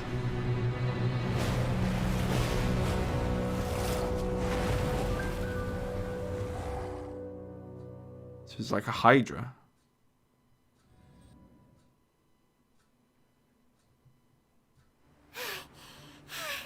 Paimon's exhausted. If we hadn't happened to see the Jade Chamber flying over just as we came out of the Golden House, we really wouldn't have known which way to go. Did we make it in time? Is the Overlord of the Vortex still in the sea?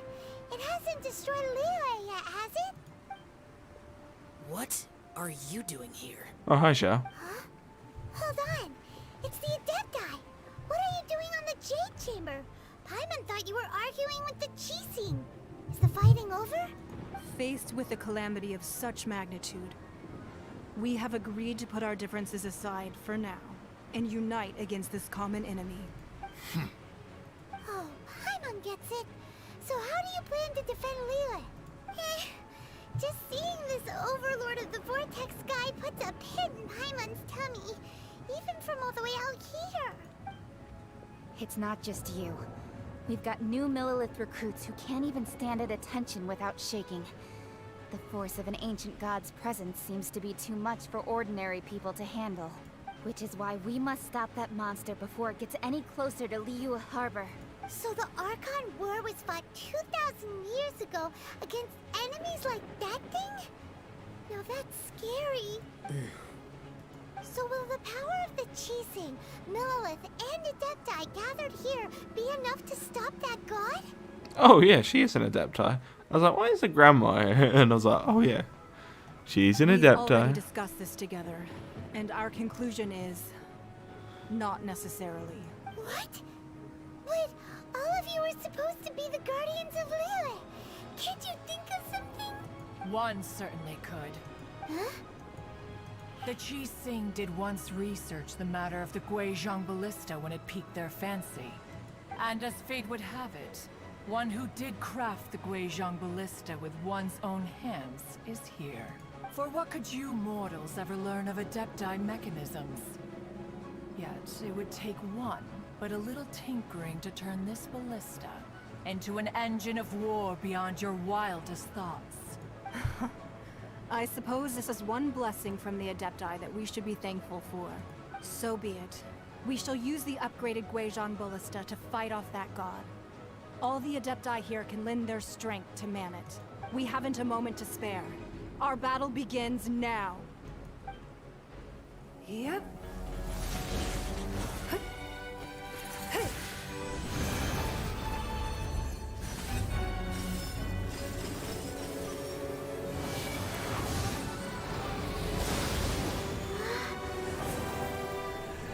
Oh, boss fight platform.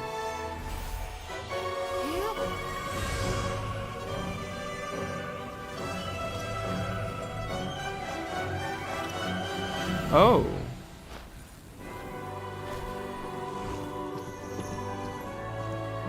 Ayo. Get in the turret, Mooncarver.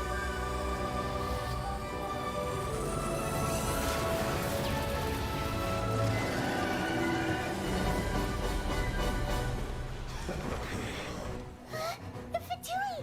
They're attacking the Guizhong Ballista!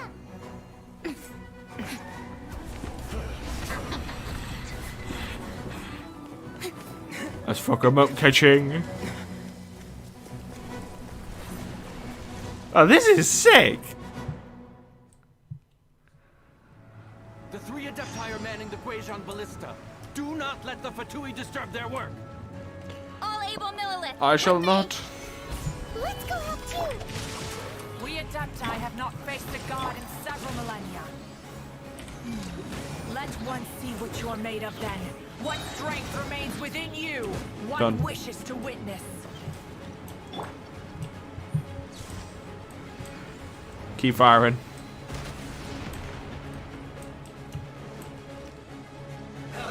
Let's move.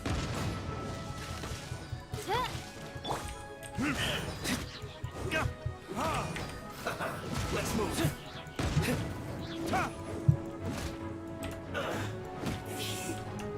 Die.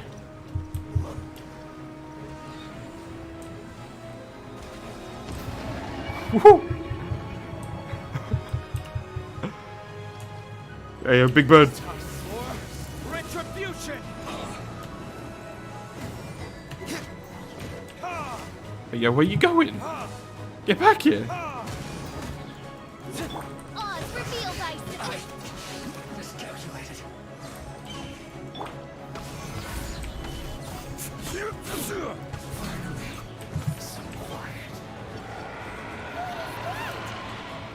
That is Osial's divine power. I am very familiar with it. What the Be careful fuck? not to get hit. Whoa! My health! The Fatui! Their attacks are unrelenting! How daring. Snezhnai's diplomats will answer for this afterward. Every last one.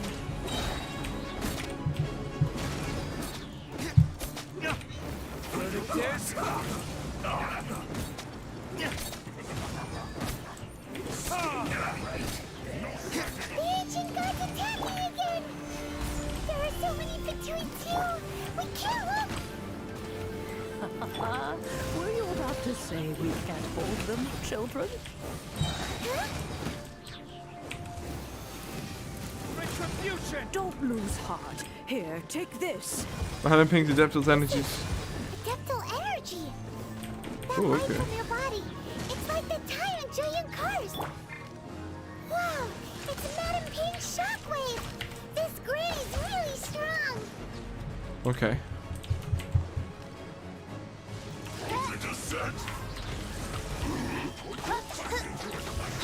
Midnight Phantasmagoria. My duty at an end. Ah!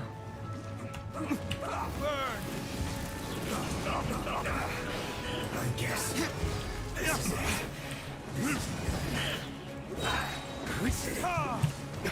Let's go! With the blood of the Chilean, I guard you against evil. This is your survival Cast your kit. fear of injury by the wayside and fight with all your might. I too did this during the Archon War. So this is what Ganyu's like in a fight! Ooh. My name means swiftness. Take my power and run as I do. Ooh. So, ooh. We're super speedy. Ooh. No chance, boy. Oh, fuck. Stabilize. Bum, bum, ba-dum, ba-dum, ba-dum.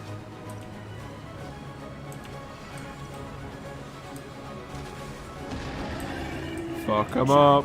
You are strong in body and spirit. Perhaps you can withstand 3 forms of adeptal energy at once. This will hurt a little. Please bear with us. Once you've adapted, try to use them in battle. Oh shit.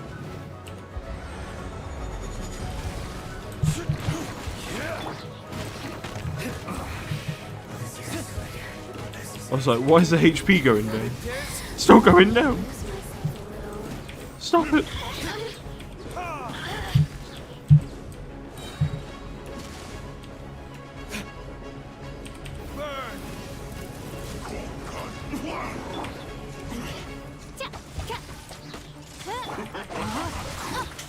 Fuck off.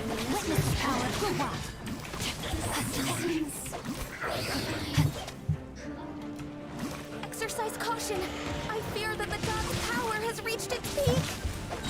In other words, if we hold here, there's nothing worse to come, right?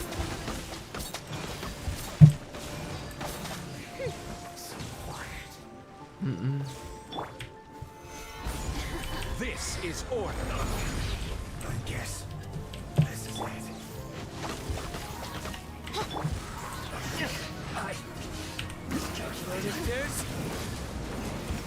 Get him.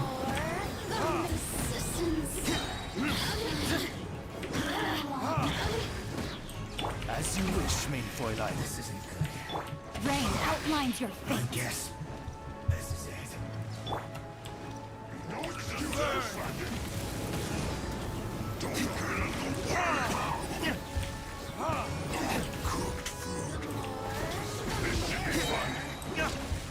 I will have order.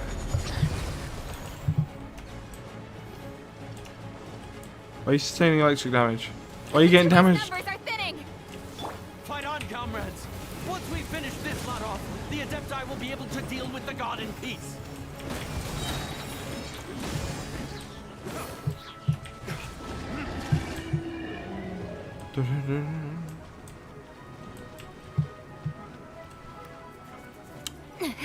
Awesome.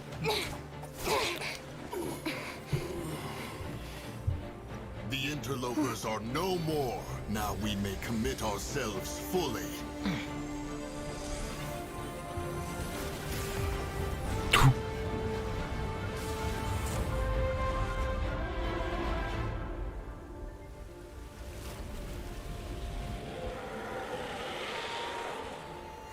It's working! We just need to keep this up!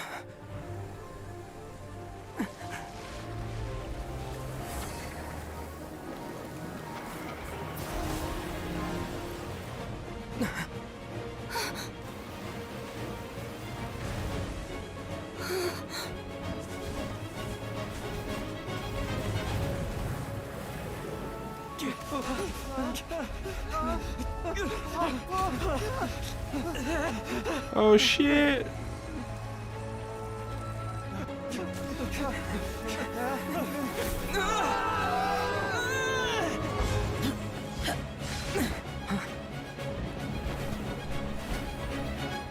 Cheers, Xiao. Be careful now. The Guizhong Ballista is destroyed. Without its covering fire, retaliation shall be difficult. But the Jade Chamber is our last line of defense. We can't give another inch, no matter what. I have another idea. What do you mean, Lady Ningguang? I'll sacrifice the Jade Chamber. What is the meaning of this? I understand. Traveler, lend me a hand. Farewell, old friend. Goodbye for now. Let us meet again in the future.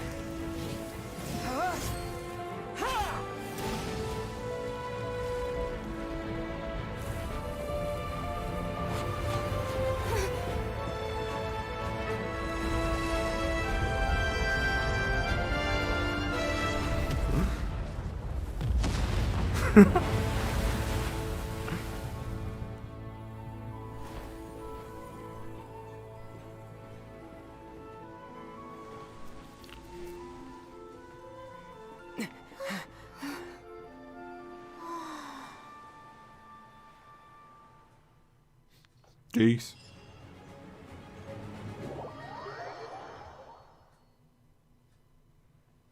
Is it finally over? That shit was really good. That was pog as fuck. I love that. The ominous aura of that monster has indeed begun to fade. The effects of the Sigil of Permission last but a short time. It will be some time before the Overlord of the Vortex can make any waves again. We are indebted to you for your assistance. If the Adepti hadn't happened to be here, the future of Liyue Harbor would surely have been in great jeopardy. Save your flattery. We didn't just happen to be here. Surely you won't pretend to have forgotten the reason for which we came. Come now. There's no need for such harsh words, Cloud Retainer.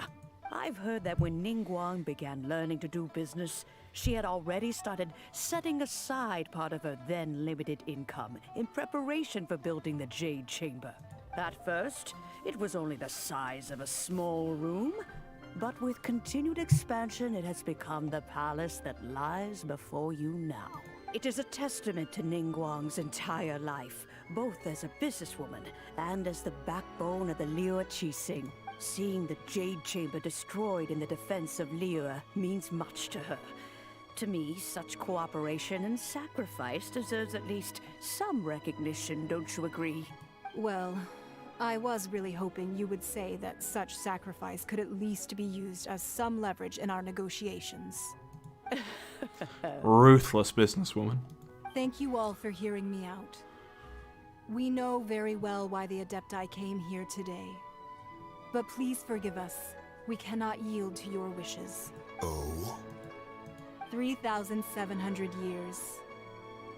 According to our records, the Adepti signed a contract with Rex Lapis to protect Liyue 3,700 years ago. Even to this very day, Liyue and its lands have stood the test of time, immovable as stone, just as it was thousands of years before. This is truly no small feat. But that does not mean that the Liyue of today is the same city as it was all those years ago. Do not merely cast your protective gaze upon the land. Instead, focus your sights on our city and each of the citizens that dwell within it. Are you questioning our means of protecting Liyue? I mean no offense. I simply hope that our Adepti forebears would see Liyue in a new light. Forebearers, you say? One doubts you would be fit to be part of such a lineage. This morning, Rex Lapis appeared to me in a dream. What? In the dream, I yearned to tell him that we Qixing, though mortal, are equally bound to the contract. Each passing generation of the Qixing leaves many things of value to be inherited by the next generation.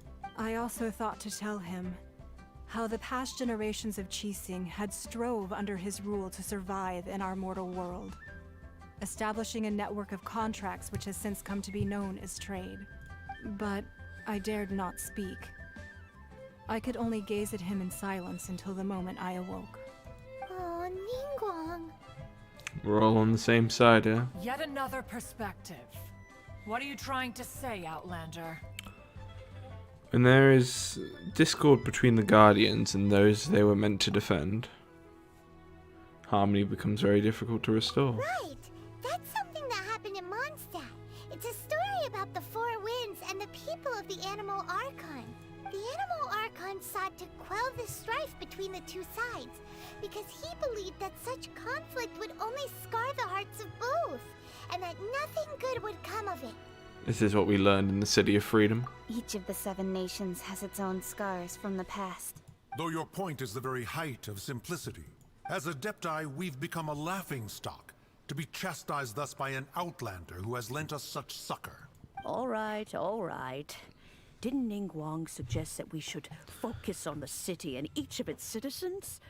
I know I already have, so why not see for yourselves? I apologize for appearing in full armor. I am afraid I cannot show the proper courtesies. And who are you? I am Feng Yan, a sergeant of the Millilith. I have come to extend my thanks to the Adepti. I thought this battle would perhaps be my last. But thanks to the aid of the Adepti, our forces were not as badly battered as I feared we might be. Although I am a mere mortal soldier, I promise to hold the line and never betray the grace given to us by the illuminated Adepti this day. Huh? Why does everyone look so down? Didn't we just beat that big monster? Weren't you frightened, dear? It was quite the predicament. I wasn't afraid. All the strong Millilith guards were there, and those powerful heroes with their visions were there. Everyone was there. When danger is near, everyone always protects me. And the rest of the time, they make fun toys and tasty snacks and loads of things that make the harbor so pretty. Thanks for protecting Liyue Harbor. Please come visit us for the next lantern rite. Unfortunately, we wouldn't be able to participate. Huh? Because we are Adepti. Oh, okay. It must be hard being an Adeptus. Aww. You see, this is what Liyue is like today. The country of contracts is grateful to the Adepti for their protection. But it is no longer necessary for the city to rely on the Adepti's power to solve every little niggling matter. Although their blood is weak, there is still strength to be found in those we call mortals. The time of contracts between gods and Liyue has long since passed. Now is the time of contracts between Liyue and its people. Seeing the port around us now, it is hard not to feel a bit out of place. Wouldn't you say so, Cloud Retainer? Your line of inquiry is askew. One did not spearhead this expedition to Liyue Harbor. Seems like the Adepti have had a change of heart. And they're trying to understand things from their perspective. Let us return now. Eager to leave, conqueror of demons. Yes, one understands what the Conqueror of Demons means. The city of Liyue has changed much after our long separation. One fears that by the time one finally grasps the new contracts of Liyue, you humans would have once again changed the place beyond recognition. Fair enough. Away we shall, and return whence we came.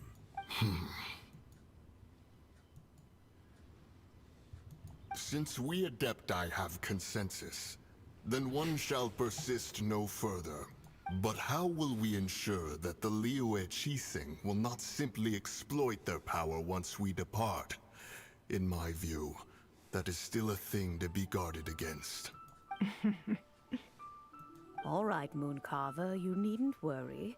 It seems to me that this right of supervision is best left to the people of Liyue. Looks like the conflict between humans and Adepti was avoided. All's well that ends well, huh? Say that again. Oh, right! It's nice that we've got peace and all, but we're forgetting one thing.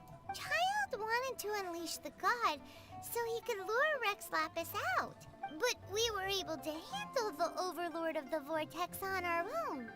So Rex Lapis never showed up. Oh, and speaking of that, don't we still need to get to the bottom of that Archon's death, too? Paimon doesn't get it. But isn't the strongest lead we have the Adepti-less rite of parting that we're organizing? No idea where Zhongli's gone. Let's ask for him at Wangshen Funeral Parlor.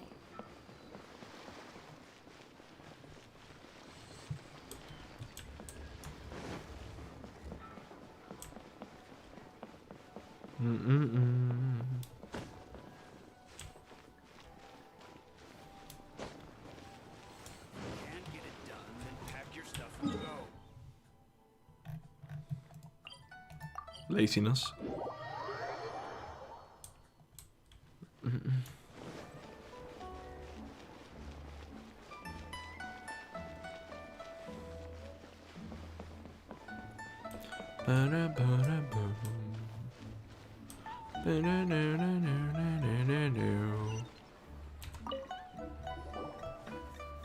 Is there anything I can do for you two?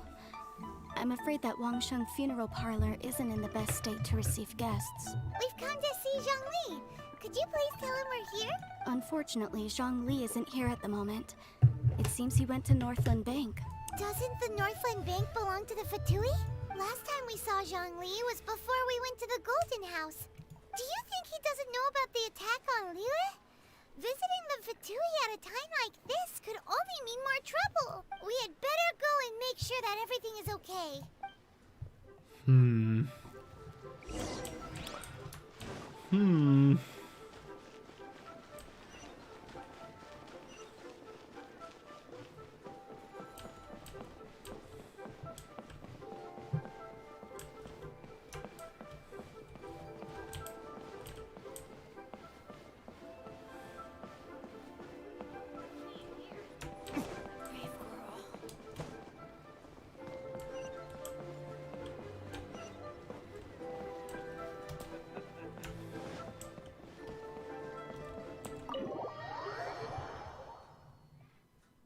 You call this cooperation between Harbingers? Cooperation involves communication, you know. Don't take it to heart, child. Besides, aren't you happy that you got to skip the formalities and bring chaos to the land? I'm sure you must have enjoyed that. Oh, it seems that some of your friends have arrived. Hey, it's Zhongli and Child. And you! You're also one of the Harbingers? Signora! It's you two. I believe we've met once before. In the city of Bards, was it? I'm glad you still remember my name. Ah, right. I imagine that it must have been rather hard to forget watching helplessly as something precious was snatched away from your friend. Just stay calm. Well, if it isn't you two. This is our first time seeing each other since Liyue was nearly wiped off the map. This is certainly a bit awkward, wouldn't you say? Shut up, ginger prick. Paimon knew that we should never have trusted a Fatui Harbinger. Oh, now don't say that. Sure, I may have misled you, but I never had anything against you personally. Besides, I thought we were getting along quite well together, didn't you? Except for that little tussle we had at the end. Nothing personal. We just have different views, that's all. Of course, you may very well hold this against me, but that's up to you. The real deceivers here are Senora and Zhongli. Curse them for leading me on. Senora and Zhongli. So actually, I think... Stop wasting time, child. There'll be plenty of time to chat once I'm through here. You remember the agreement, Morax. Now, if you would be so kind. The Gnosis, please. Agreement? What in the world are you talking about? The contract is fulfilled. That which thou seeketh is now bestowed unto thee. For my promise is solid as stone.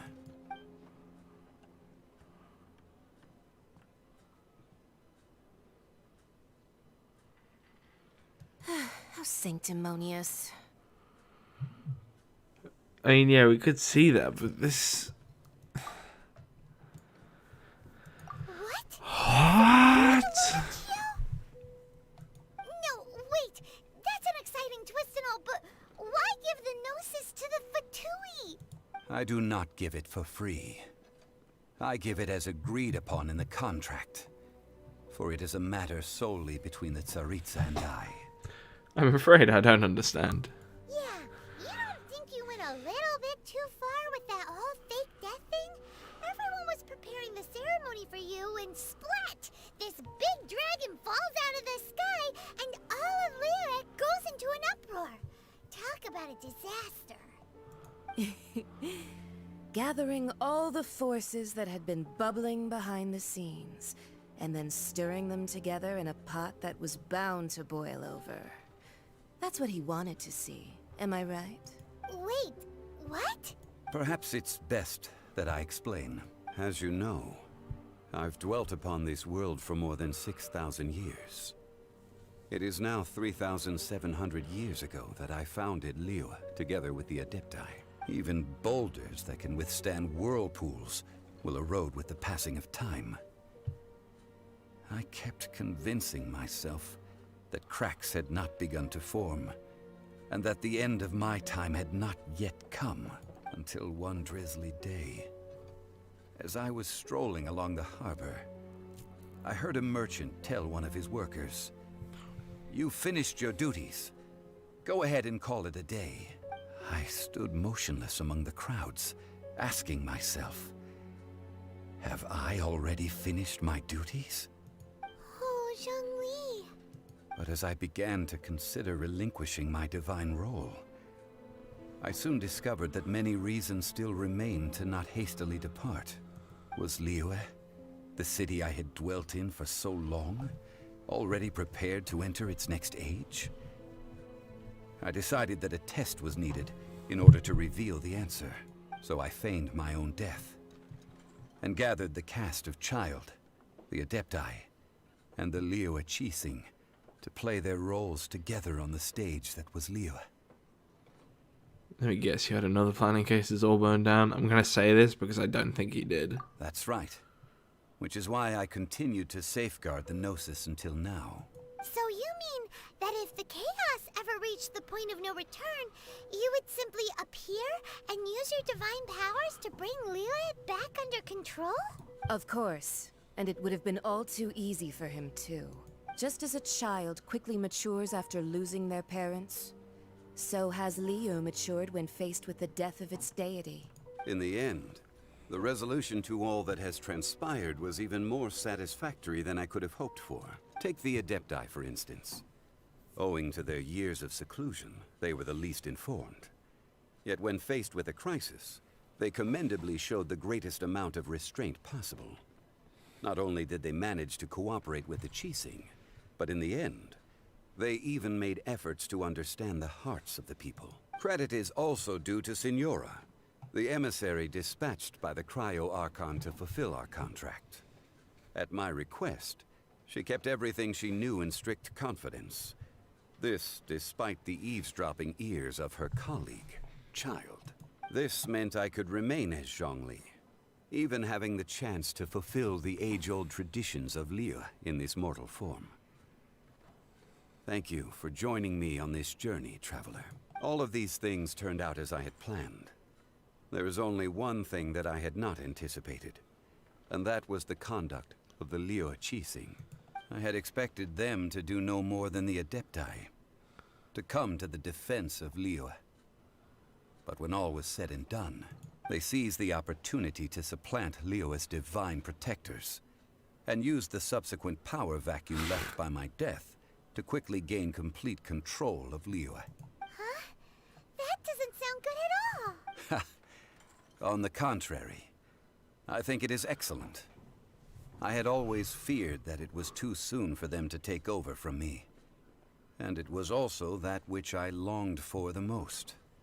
As such, this is the best parting gift anyone could have given this god of old. Hey, what about me? Doesn't anyone feel the least bit of remorse for deceiving me? You've practically kept me in the dark. I think that thanks would be more appropriate. You certainly played no small part in all of this, wreaking havoc and turning the city upside down. The Lord of Geo ought to thank you for your performance, if anything. If you hadn't created the pressure of a battle between mortals, Adepti, and a god, the lump of coal resting in the hands of the Geo Archon, Liyue would never have been able to become a dazzling diamond of a city. Huh? Just whose side are you on, mocking me like that? Are you itching for a fight? We were both equally fooled. Be that as it may, you've come out of this as the hero of Liyue. I, on the other hand, will be forever prescribed as a disturber of the peace, no? Well then, with the Gnosis in my possession, I have no use for such idle chatter. We should return to Zappolyarny Palace and seek an audience with Her Majesty. So that's how you say it. Come, child. Fine. I'll meet you there later. I'm not sharing a boat with the likes of you. Do as you wish.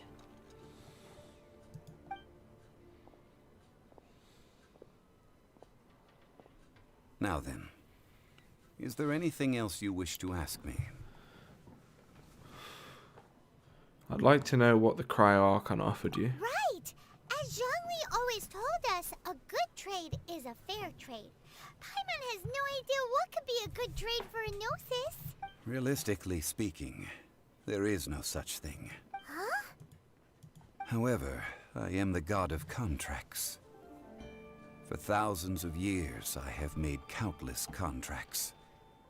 If the deal was of no benefit, then I certainly would not be inclined to agree to it. My agreement with the Cryo Archon will be the last of my contracts as the Geo Archon. My contract to end all contracts. Cryo Archon got me acting sussy. As for the bargaining chip that the Tsaritsa used to balance the scales, uncover that answer for yourself in your future. Fuck you! Like, why does she want all the Gnosises? That's what I want to know. Has she got some kind of grand plan? Come on, Zong. Really? You're not just gonna tell me? So Zhongli, what sort of... One of the clauses of our contract was Oh. not to divulge its contents. You're so petty. Yes. Fuck's sake. That's a better explanation then. Just find out in your future journeys. T. That's a better explanation though. It's part of the small print. After the... I can't read that fast, Genshin. Today's the day of the rite of parting. Although the star of the show is fake, we've spent so much time trying to organize it, it would be a real shame not to go there now.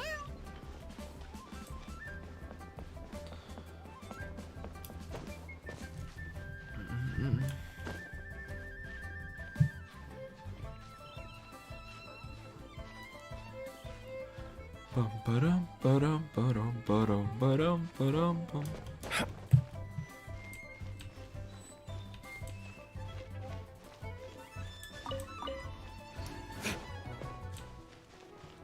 Howdy. Oh, well, since we're going through with this rite of parting, I guess it means that those rumors hit the nail on the head. So Rex Lapis is really... But they didn't catch the culprit, did they? Oh, come on. Do you think that the assassin could have been a normal person? You know what I think? I don't think any of the gossip on the streets you hear from those shady types is worth anything. There's only one real possibility in my mind. I've heard that the assassin was that Fatui fellow. Youngish, pretty high in rank. I think they called him Child. The Fatui? They certainly are very suspicious. Who knows what those greedy, crooked folks... Shh! Lower your voice. If the Fatui catch you in their sights, Rex Lapis won't be around to protect you this time.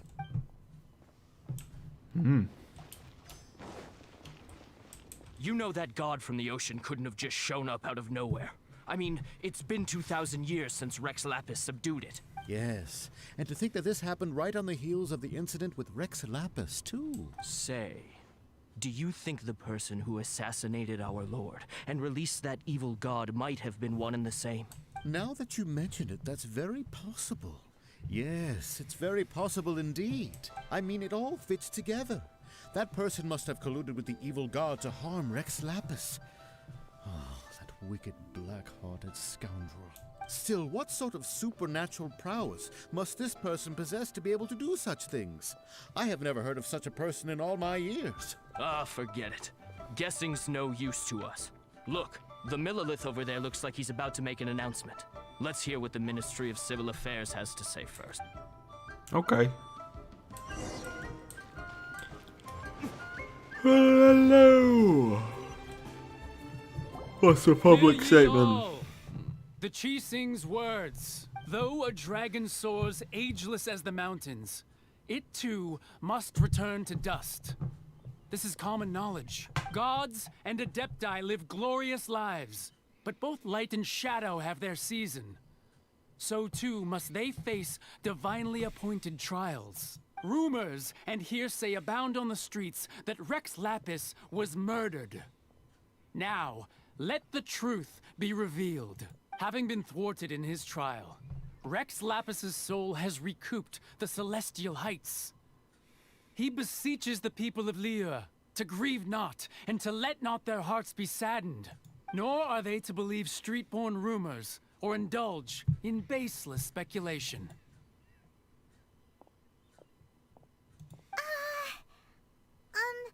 Paimon needs a translation on what the Qixing's announcement said. They said that Rex Lapis wasn't murdered. So that's how they're spinning it. Something feels off. Why would they suddenly give up looking for the murderer? Not to mention how this excuse sounds like something they just made up on the spot. Hi there, avid reader. Could the Qixing already have known that Rex Lapis wasn't dead? But Zhongli said that neither they nor the Adepti knew anything. Did Zhongli tell them in secret after his gnosis changed hands? That's possible. Exactly, right? Ooh, seems like the rite of parting has been going on for a while now. Let's go have a look. Yeah, she's a cute little fairy. Actually, I don't know what the fuck Paimon is. She's something. Look, it's Ningguang and Qixing. Are they saying something? Are their speeches over? As said previously, Rex Lapis's soul returning to the heavens is the end of the contract. And it is also the end of an era. 3,700 years of contracts burnt and reduced to ash. We, the people of Liyue, were indeed prosperous. But blinded by our prosperity, we forgot that time can be pitiless. Yeah, I got Zhongli as well when that rerun happened, because that's literally when I started playing the game, and I had a few people tell me that like he's really good. So I was like, and like my dream is to make the Arataki Itto 4 Geo build, and I need Zhongli for that. The long, unending dream of our Archon walking among us. Among what?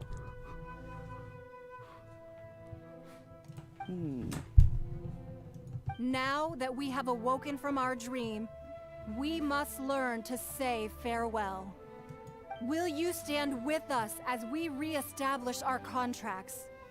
As we build a new age of prosperity?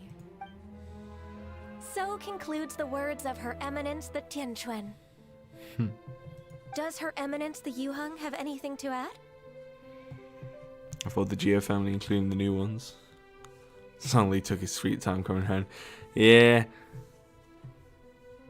I failed my first one and I got Qixing instead. But then I got, of course, got him on the 100%.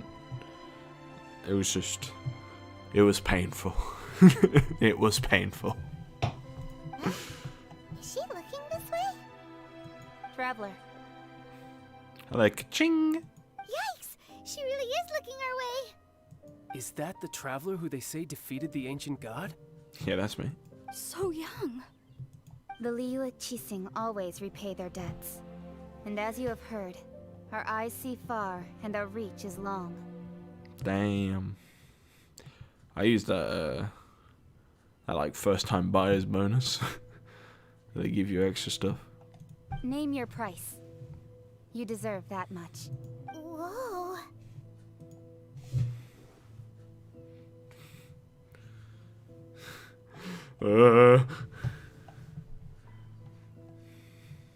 Well, could you help me put up some missing person posters?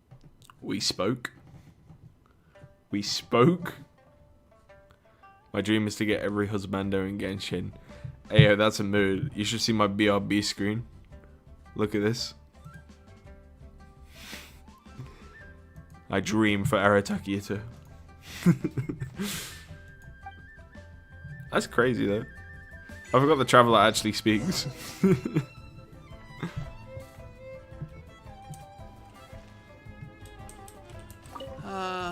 Rex Lapis. Rex Lapis. Yeah, I can imagine it must be like quite the grind. Being fully free to play. Now that I think about it, if everyone's of the same mind as me, perhaps mementos for Rex Lapis might be the best short-term business opportunity. Oh, Ito's abs on his first banner. Good shit. I cannot wait until he comes back in like a year. So I am saving up. I want to get as many as I can.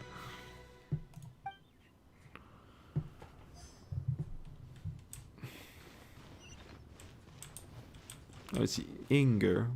Huh. And to think I'd put my best perfume on before coming here, thinking you'd like it.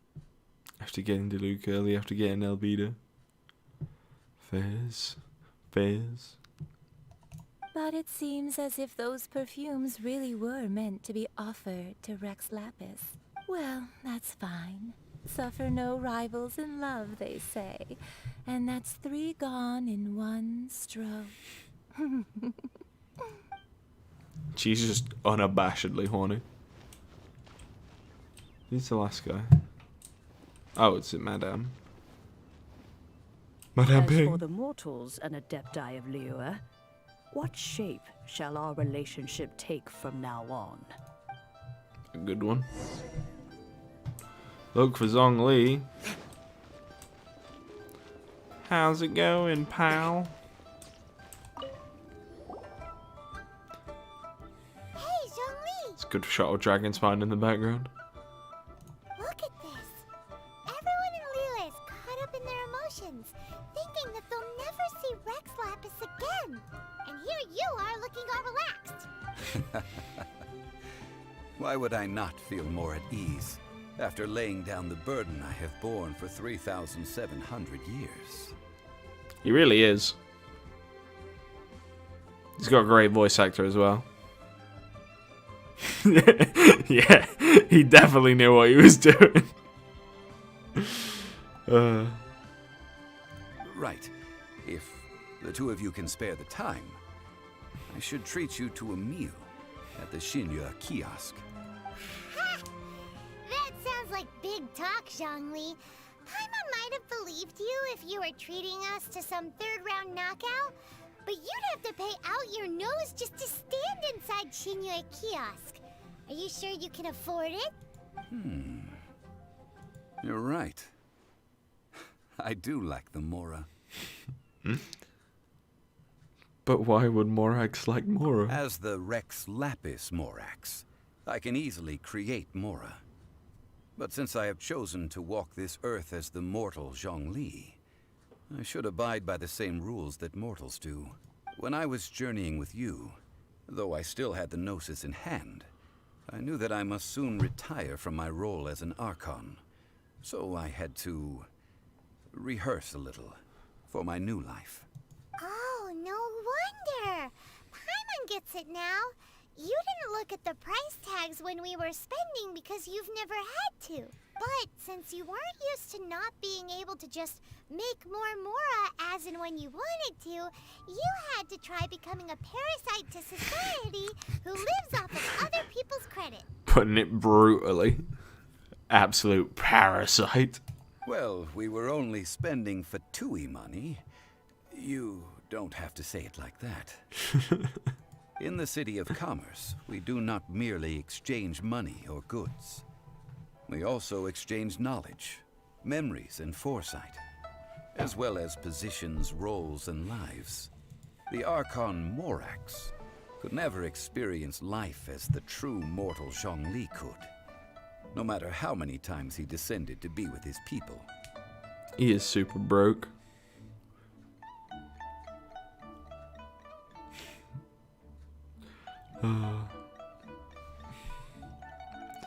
I don't think I've actually met Mona yet.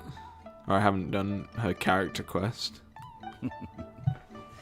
I must thank you for that. I You're will treasure welcome. the memories that I made as Zhongli, traveling the streets of Liyue with you. It was a fine journey. That is true. But there is no journey that does not end. No meetings without partings. Paimon thinks that we should make a move and continue our search for the Seven. I fear that continuing your journey may be difficult.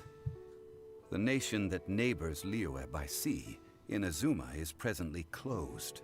Closed? Yes. The nation has been closed by order of its deity, the Electro-Archon Ball. And just as the people of Liyue preferred to call me Rex Lapis, she too goes by another name among locals in Inazuma. Paimon thinks we've heard that one before. Raiden? That is the case. And since Raiden is also the Shogun of Inazuma, people call her the Raiden Shogun. The Shogun? That said, though people at the wharf were saying that the situation in Inazuma is very tense, Paimon doesn't remember that always being the case. It wasn't that bad last year. Zhongli, since you're Rex Lapis, shouldn't you know something about what's happening there? Just how did Inazuma become a closed nation? It's because of visions. Visions? When faced with circumstances beyond their control, humans often bemoan their lack of power. But if a person shows true strength of will at a desperate and fateful moment in their life, the gods will look upon them with favor. This is what visions are. Magical foci bestowed upon those who have been acknowledged by the gods. Uh-huh. That's how people in Teyvat see it. But starting from last year, the Raiden Shogun began promulgating the Vision Hunt Decree. Vision Hunt Decree? Yes. It was an order to seize all visions within Inazuma's borders, and to inlay them upon the hands of the statue of the omnipresent god. Hey, same. I only have the Animo Traveler. They want to seize visions. But why? Aren't visions blessings from the gods? I should think that in the Raiden Shogun's eyes, it is precisely because they are divine blessings that they should be under the sole dominion of divinity. Whoa, that's harsh. The Animo Archon is the god of freedom, and the Geo Archon is the god of contracts. For her part, the Raiden Shogun is the god of eternity. It seems as though she has finally decided to eliminate any unstable elements that could pose a threat to her eternal realm. The fact that even I, the oldest of the 7 have now passed away, will only strengthen her resolve to pursue eternity. Interesting. Knowing her, she must have again quoted that adage she is most fond of when proclaiming that decree to her people. 7 ideals for 7 gods. And of these, eternity is nearest unto the heavenly principles. Hypocrisy. All right then. Was there anything else you wish to know? Ooh. What about Child? About that. Before the Qixing made their announcement, we listened to a lot of people talking on the way. Most of them put the blame for everything on Child. These are indeed false accusations. But it remains undeniably true that Child did send people to the Jade Chamber to prevent the Adepti and the Qixing from defeating the ancient god. I've heard that Ningguang is busy milking that for all it's worth on the foreign relations front at the moment, browbeating the envoys of the Fatui.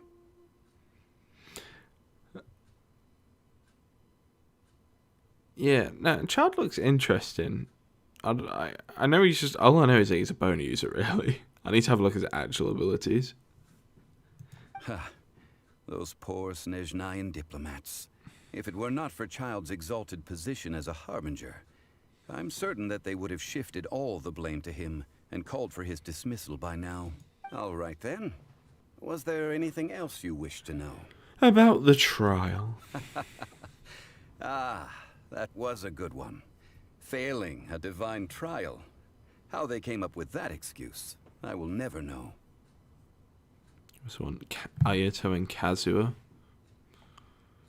Trying to think, which is Ayato the one that's like coming out soon, or like the newest one that's been like announced? And then Kazuha's like, I remember seeing his trailer. He's like the animo, like samurai dude. That said, the reason why the Qixing were so eager to resolve the incident and stop pursuing the culprit was indeed because they received news in secret that Rex Lapis was not dead. Ayato got that boba tea. Oh yeah, he has like a... I've seen that on like Twitter a bunch. He's got like the idle animation where he slips some boba.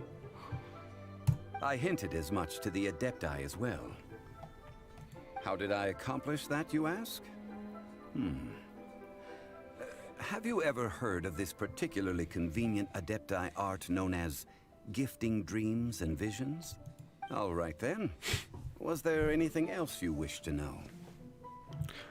As for the Liyue Qixing, The time of the Adepti has long passed.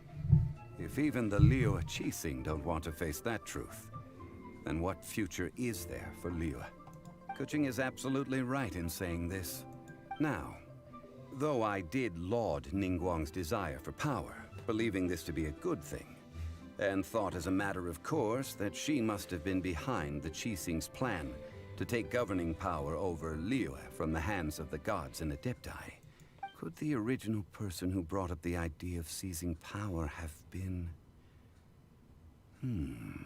All right then. Was there anything else you wish to know? Tell me about Mora. That's right. Zhongli, now that you don't have your gnosis, what's going to happen to all the Mora in Teyvat? Since Morax is dead, are they all just going to disappear? Also, isn't the Golden House the only mint in the entire continent? Will it even continue to work? The Mora present now will not vanish.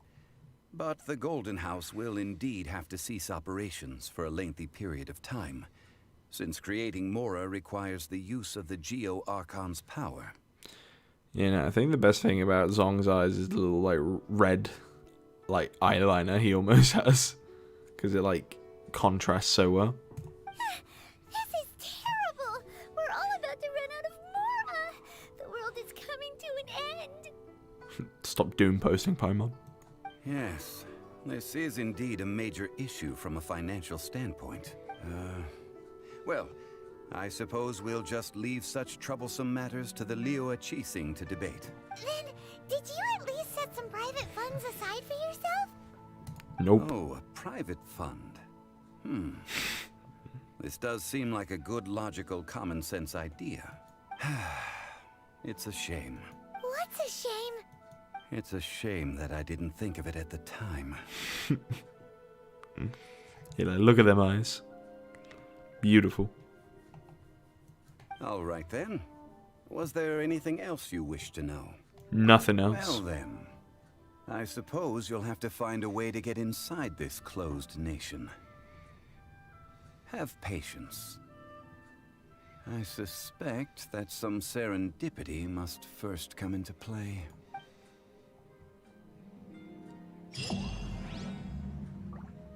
Chapter 2. Alright.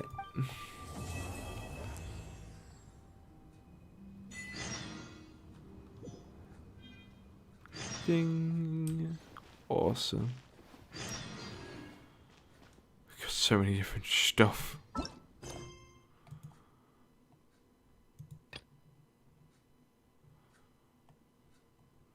Dun, dun, dun, dun.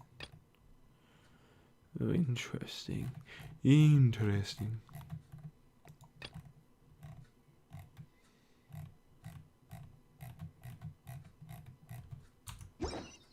Awesome. Teapot to call home. Exploding population. I can finally do fishing. I just gotta do this. Sure. Hold the phone. Take me to...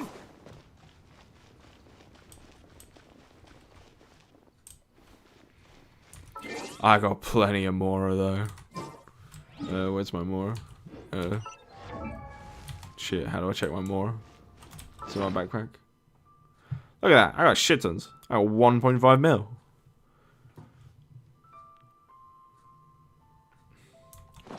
The Zhongli do really be fucking up the entire global economy.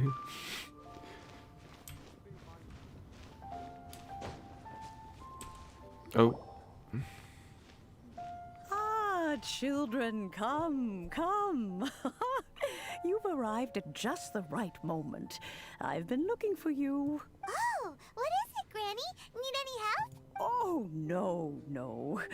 You've done so much for Liyue Harbor already. I could hardly ask for more. In fact, my old friends and I have been putting our heads together to think of what sort of gift we might give you in return. A gift? For Paimon? You're too kind. Oh, child, you are so very modest. Uncommonly so, even. But you mustn't decline this gift. I simply won't allow it. When you traversed my old teapot in search of the cleansing bell, I heard your little friend mention that you often camp out in the wilds. That simply won't do. Especially since I imagine you still have a very long journey ahead of you. Fortunately, I have not yet grown so old as to see my subspace creation abilities atrophy. What's subspace creation? Oh, did my friends never mention that to you? Well then, it is a blessing we old folks once received from Rex Lapis, part of our illumination, if you will. I will not go into too much detail, but subspace creation is the ability to create a small, autonomous pocket world. The teapot that you entered previously was a little trinket created using that ability. A trinket, you say? So, in the eyes of an adeptus, creating a magic teapot world is just child's play, huh? Oh, indeed, the teapot is nothing to boast of. One such as myself must depart from this realm to create a world of one's own. Rex Lapis, on the other hand, moved mountains and seas. That is what one might call an exercise of true power. But that's enough nostalgia for now. The gift that I have prepared for you just requires a few final materials to add the finishing touch. I can help you look for him. That's right! Finding stuff's what we're good at, after all. Oh, settle down now, children. There's no need for you to go running hither and thither. I have already found a fleet-footed youngster to prepare what I need. What's more, I doubt that you would know how to find the materials I am searching for. Some of them are very rare indeed these days. And what are those? Well, for starters, I require some shimmer soil from the banks of Dihua Marsh. Back in the day, it could only hi, be found Tempest. where the glazed lilies thrived How you doing, most dude? profusely. You would have to dig downward, following the roots of the glazed lilies, and if you were lucky enough, you just might find a small patch of shimmer soil there. But almost no one has been able to find shimmer soil in this manner since Dihua Marsh came to be the way it is today. Even more difficult to find is smaragdus jadeite, which must be chiseled from the rock of the chasm. In any case, smaragdus jadeite is an adepti treasure, and the adeptal power within is not something that most humans can... Goodness knows if that child will succeed in finding these items. I'm gonna bet Zhao. Well, since you're an Adeptus, Granny, the person you asked for help, they must be an Adeptus too, right? Yes.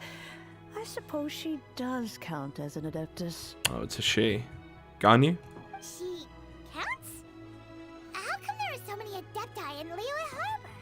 We seem to bump into them all the time. It feels like even when you go out to eat, you could be sitting next to an Adeptus and never even know it. Oh, maybe so. Who can say? A fair few of my old friends are rather fond of mundane mortal life, after all. I'm back, Granny.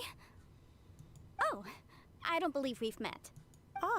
Allow me to do the honors. This child here is Yen Fei. She's the one helping run some errands for me. Yen Fei, I believe you already heard of the traveler and his traveling companion. I used you for quite a bit. Of course, who hasn't? Much has been written about you in the Millilith's records. You became one of Liyue's most wanted after the Millilith marked you as a suspect following the incident at the Rite of Dissension. After which, you fought off the Millilith at Julian Karst and made contact with the Fatui. Yeah, no, I remember I used her quite a bit earlier on. Before finally defeating an ancient god together with Granny and her associates, and subsequently being cleared of any and all suspicion by the Qixing. What a shame. A shame. A shame that we didn't meet sooner. If we had, well, I can't say that I would have been able to clear you of suspicion immediately, but it certainly would have been less, embarrassing for you. Allow me to introduce myself once more. I'm Yenfei, a legal advisor. Got a legal problem? You can come right to me. Oh, yes, here's my business card. You'll find it has my contact details and office address. Keep it handy. If you have an urgent issue, just leave me a note at this address. Oh, and I almost forgot to mention, I offer a very generous discount for first-time customers. All right, Yenfei, all right. Let's get to the business at hand. I do not think these two are in any dire need of legal assistance at the moment. You'll have to excuse Yenfei. She's always been like this. Ever the talkative one when it comes to her own affairs. Are you really an Adeptus? I was gonna ask the same question. You seem really different from the ones we've met before. An Adeptus? I guess. Kinda. My old man said he was one anyway. He mentioned that he once campaigned with Rex Lapis for a long old time, and then after that was all over, he went back and married my mom. They had me, and once I was all grown up, the two of them upped and left on a journey, leaving me with Granny here. Okay. Well, that's a bit casual for an Adeptus. Aren't you guys supposed to sign solemn contracts to protect Liyue Harbor and all that stuff? What do you mean he just went back to get married? Well, my dad did say that he'd talked it through with Rex Lapis, and that he was fine with it. Even contributed towards the wedding gift, apparently. Anyway, let's not dwell on that too much. So, Granny, I've gotten a hold of most of the stuff you asked for, except for smaragdus jadeite. I couldn't find any at all. The chasm's been sealed off, and there's just no way in. Couldn't secure any documentation either. Looks like the Ministry of Civil Affairs is serious about keeping it strictly locked down. Is that so?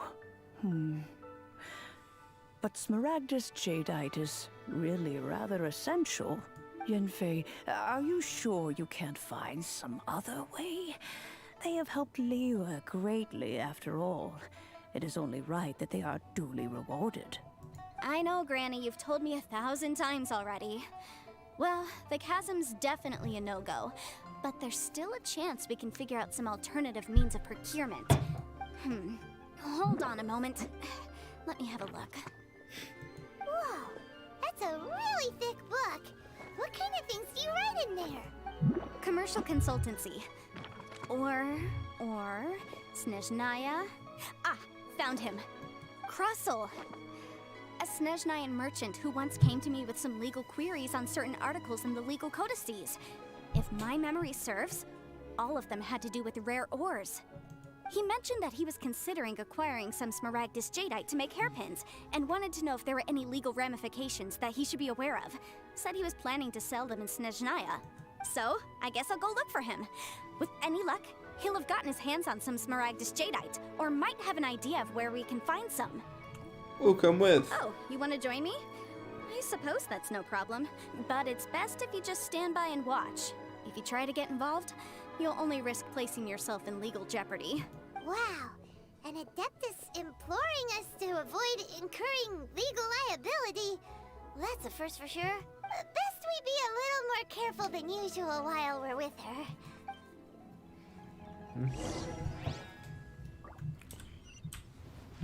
Krusel, where you at?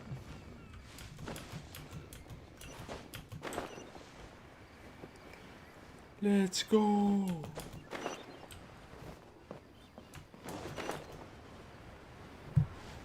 Ooh.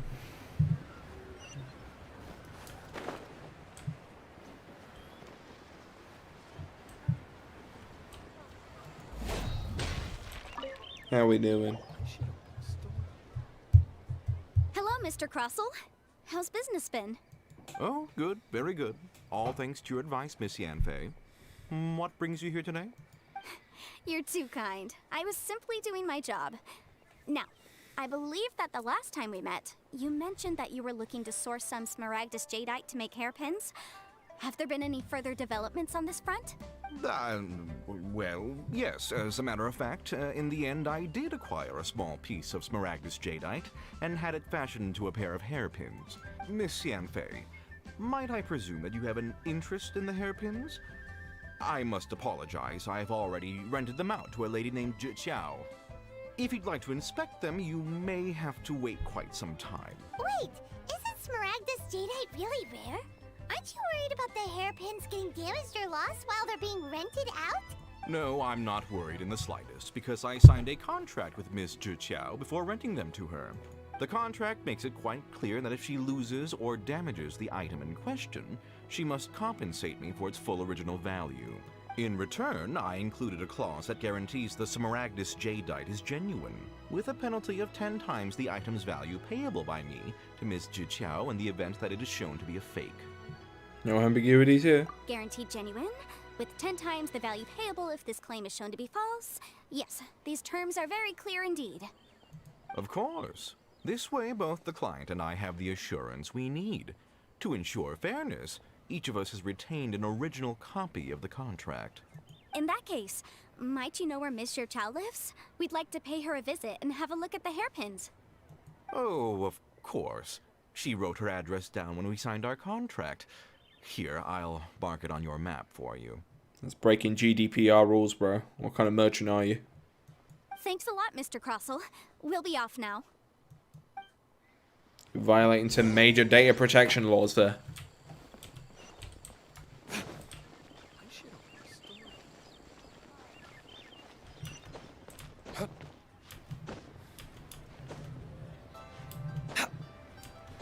Oh, tragic.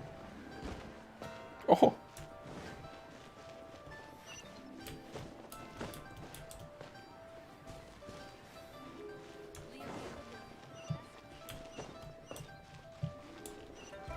Oh, fuck.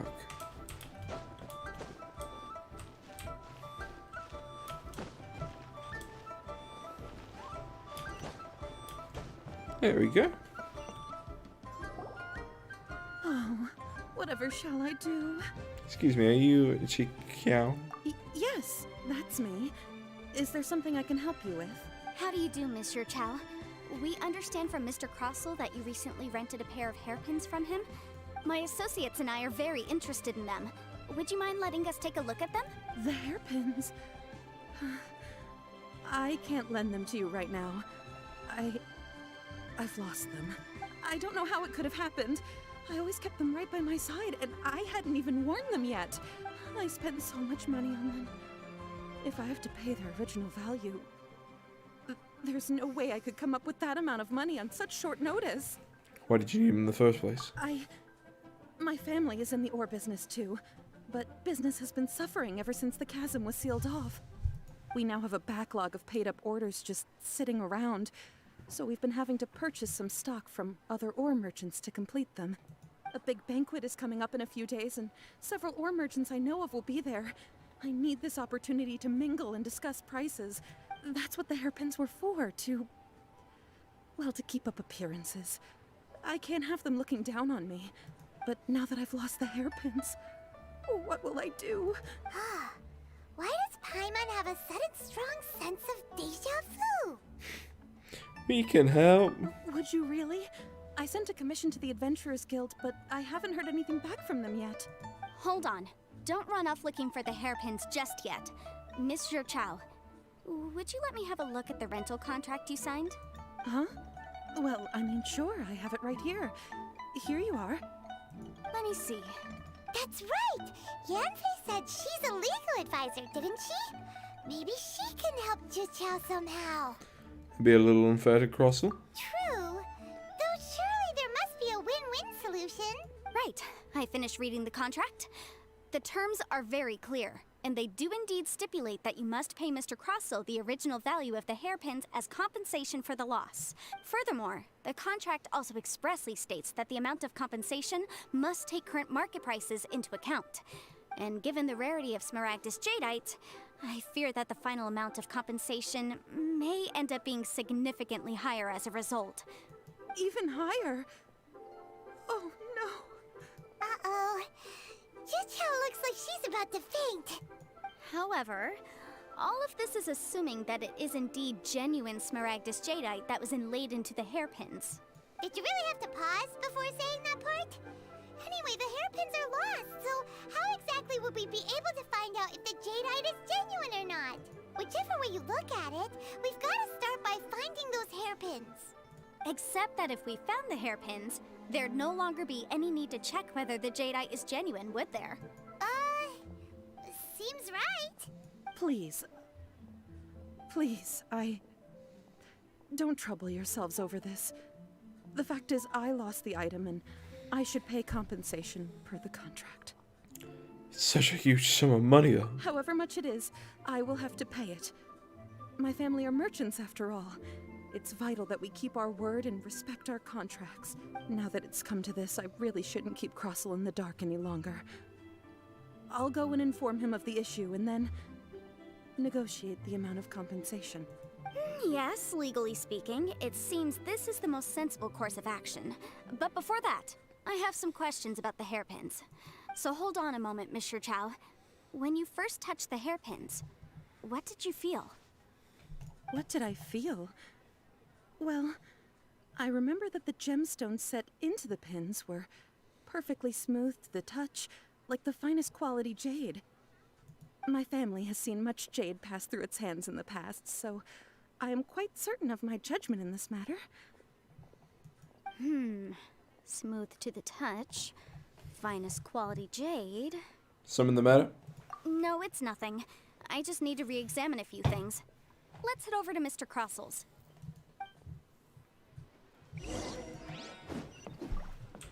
Stop.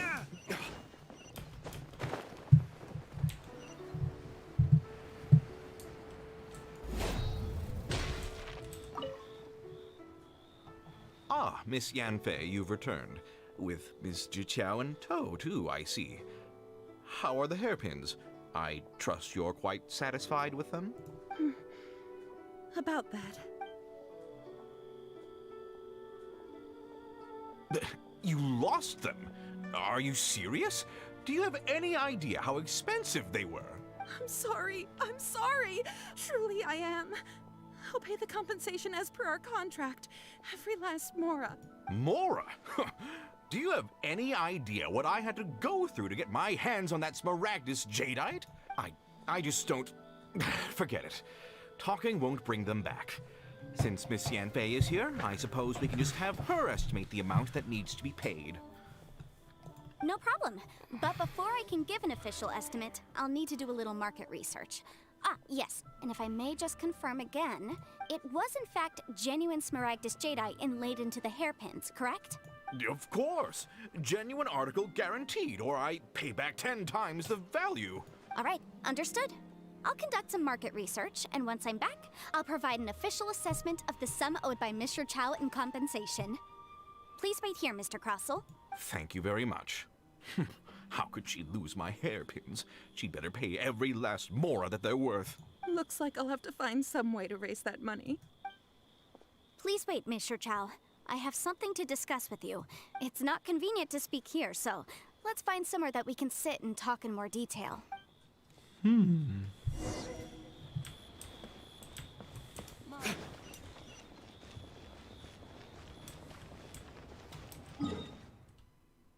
Beep, beep, beep. Let's go.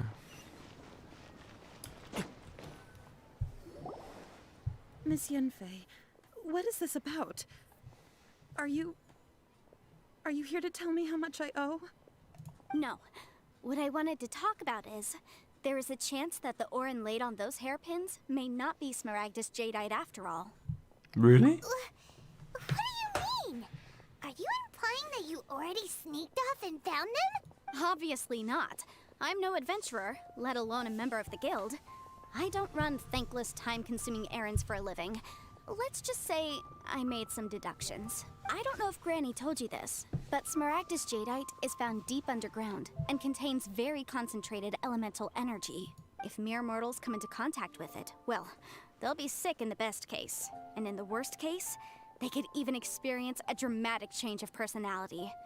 It most certainly would not be smooth to the touch. Mr. Chow, did you at any time feel unwell while the hairpins were in your possession? No, not at all. I felt perfectly fine the whole time. Not even the slightest bit unwell. I didn't feel anything special at all, in fact. Now that is strange. I noticed earlier that there were elemental traces in Mr. Crossell's vicinity. If I've deduced correctly, he may still have the Smaragdus jadeite in his possession. If that's the case, we should go confront him right now and expose his dirty scam right to his face! Absolutely not. If we were to confront him now, there's no way he would admit to it. Eventually, he would find some argument to compel us to leave. And then, he'd throw the Smaragdus jadeite into the sea the moment we were gone. After that, he would simply insist that Mr. Chow pay up per the contract. He would lose nothing. Meanwhile, we would have to look under every stone in Liyue, hoping and praying that the hairpins do actually still exist somewhere in this world. A very vivid description. So vivid that Paimon thinks it might be experience talking. Oh, it certainly is. I've seen my fair share of situations like this, and brute force methods are certainly one way of resolving them. Fortunately, I have far more elegant solutions at my disposal. I'll share them with you in due course. Well then, since you're so experienced in dealing with problems like this, perhaps you could help me, Miss Yanfei. Oh, that won't be a problem. But first, Mr. Chow, can I ask you to please sign this contract? Huh? Does there have to be a contract for everything? Paimon can't even keep track. About one more off every time I heard the word contract. Feels like Yanfei is even more concerned with them than a certain someone else we know. These are my formal terms of engagement. Everything prior to now has just been pro bono advice. But for me to investigate any further, I require a written contract. Any work commissioned but not bound by a contract cannot be relied upon. I understand. Then I will be glad to place this matter into your capable hands if you will take it, Miss Yanfei. No problem. Just sign here, and I'll sign too. Okay. Now write your address here, and then sign on this page as well. And I'll also need your signatures on pages 5, 7, and on the very last page. Finally, if you could just use this ink pad to make a handprint over here. This contract has so many pages. Paimon's all out of brain juice again. Such an ordeal. All right, that should do it.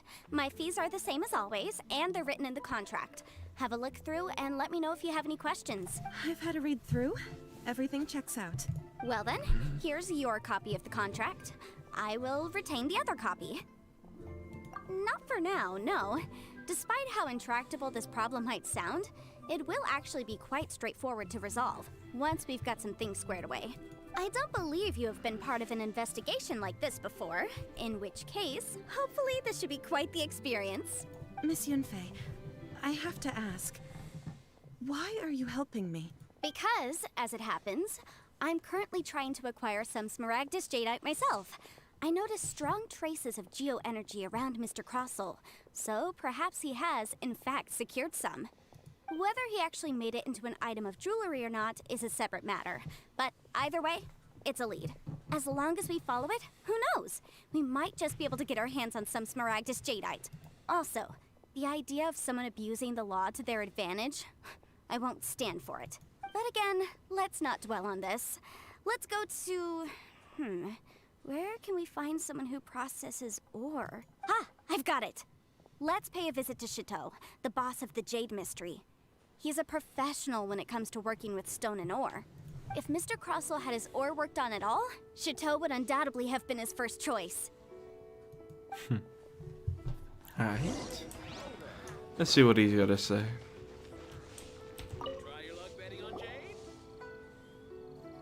Why, hello there, honored customers. Welcome to... Oh! It's you, Miss Yanfei. Is something the matter? Surely not more spurious claims that my jade betting is rigged and no one can ever win? Oh, I swear on all that is sacred. No, nothing of the sort. Has a Snezhnine merchant named Crossel enlisted your ore processing services recently by any chance? A Snezhnine merchant named Crossel, you say? I do remember that. He brought me a piece of ore, claiming that it was Smaragdus Jadeite. That was the first time I'd ever encountered it, so I had no way of telling if it was really Smaragdus Jadeite or not. But if a customer insists, far be it from me to contradict them. He was quite generous with his money, too, so I didn't give it too much thought. I processed the ore as per his request. Do you have any leftover debris from your work on it? Why, yes.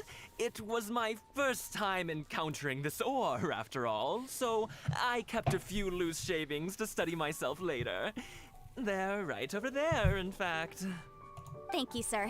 We'll take a look at them.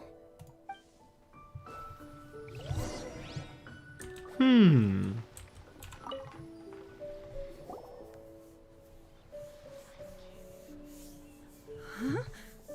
If my eyes don't deceive me, the cross-sections and patterning suggest that these are Smaragdus nephrite shavings. Smaragdus nephrite? Yes. It's not particularly rare, nor is it especially valuable. It's used to make jewelry all the time. I've heard it said that Smaragdus nephrite is in fact the outer layer of Smaragdus jadeite, though no one's ever proven it. A thin layer of separation, huh? If you must see for yourself, try examining these shavings for traces of elemental energy. Smaragdus nephrite is an entirely ordinary ore, containing no elemental energy whatsoever. Is that so? Well, we might as well give elemental sight a shot. So, did you find anything?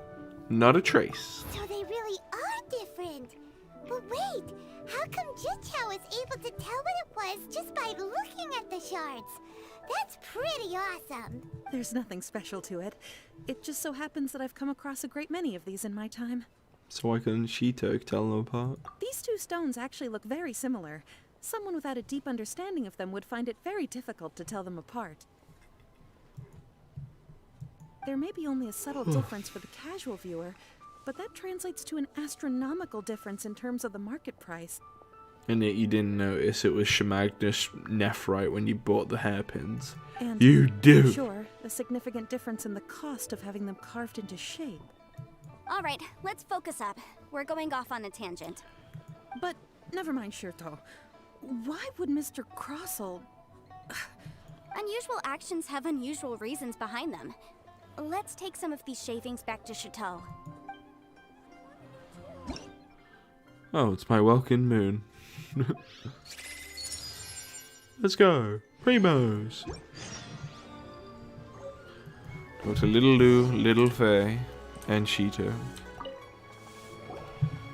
Miss Yenfei? Might I be so bold as to inquire, If you could just confirm for me once more, sir.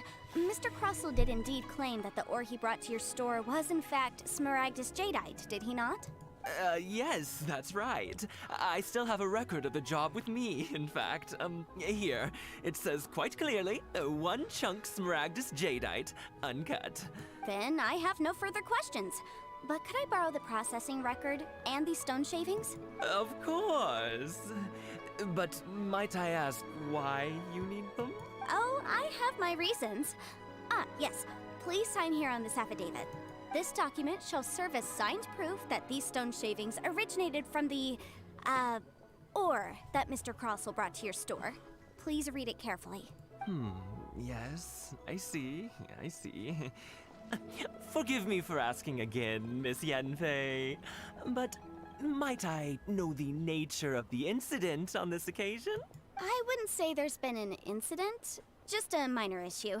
Thank you, sir. I'll take these with me. With this hard evidence to back us up, Crossell won't dare try to deny what he did. On the contrary, this is far from sufficient to build a case. We need to find something a little more compelling. If you want to make jewelry, you need a professional jewelsmith. Let me think. Jewelry. Nope. Aha! Got it! Singxi. She often helps people to find a jewelsmith. Let's go pay her a visit. Well, that was quick. How come you know so many people? Because lots of people come to me for legal advice every day. As you know, Liyue Harbor is the city of contracts. And contracts, well, I should say laws, are very important to us. But the amendments made by the Tianquan to our laws are unnecessarily complicated. How can I put this? It just seems like they're hard to understand and impossible to finish. As such, legal advisors like myself provide quite the popular service indeed. So you help them make sense of the law. But didn't you say that it's hard to understand and impossible to finish? Yes, well, that's no obstacle because I've memorized all the legal codices. You memorized them? You sound surprised. Knowing the law inside out is a legal advisor's bread and butter, you know? Is this how an Adepti becomes so adept at everything? Oh, this has nothing to do with being an Adeptus. I just like reading things. Again, with that casual tone. Well, that's that then. Let's go look for Singxi.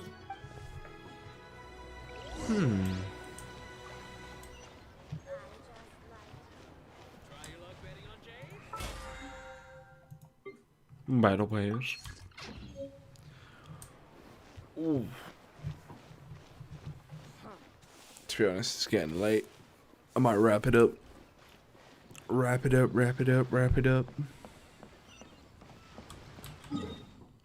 It was good though.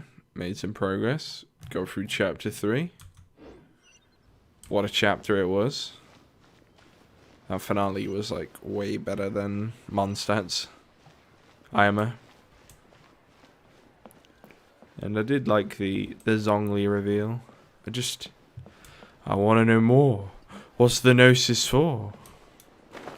Like, why does the Saritsa want all the Gnosis? I want to know more. I want to know more.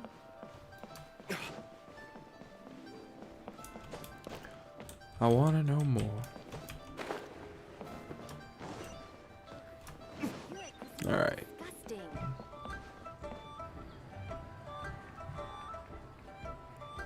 Call it there then though. Boom. So thank you very much for anybody who stopped by the stream. Appreciate it. I hope you enjoyed it too. And yeah, I'll see you on the next stream. Bye bye boy.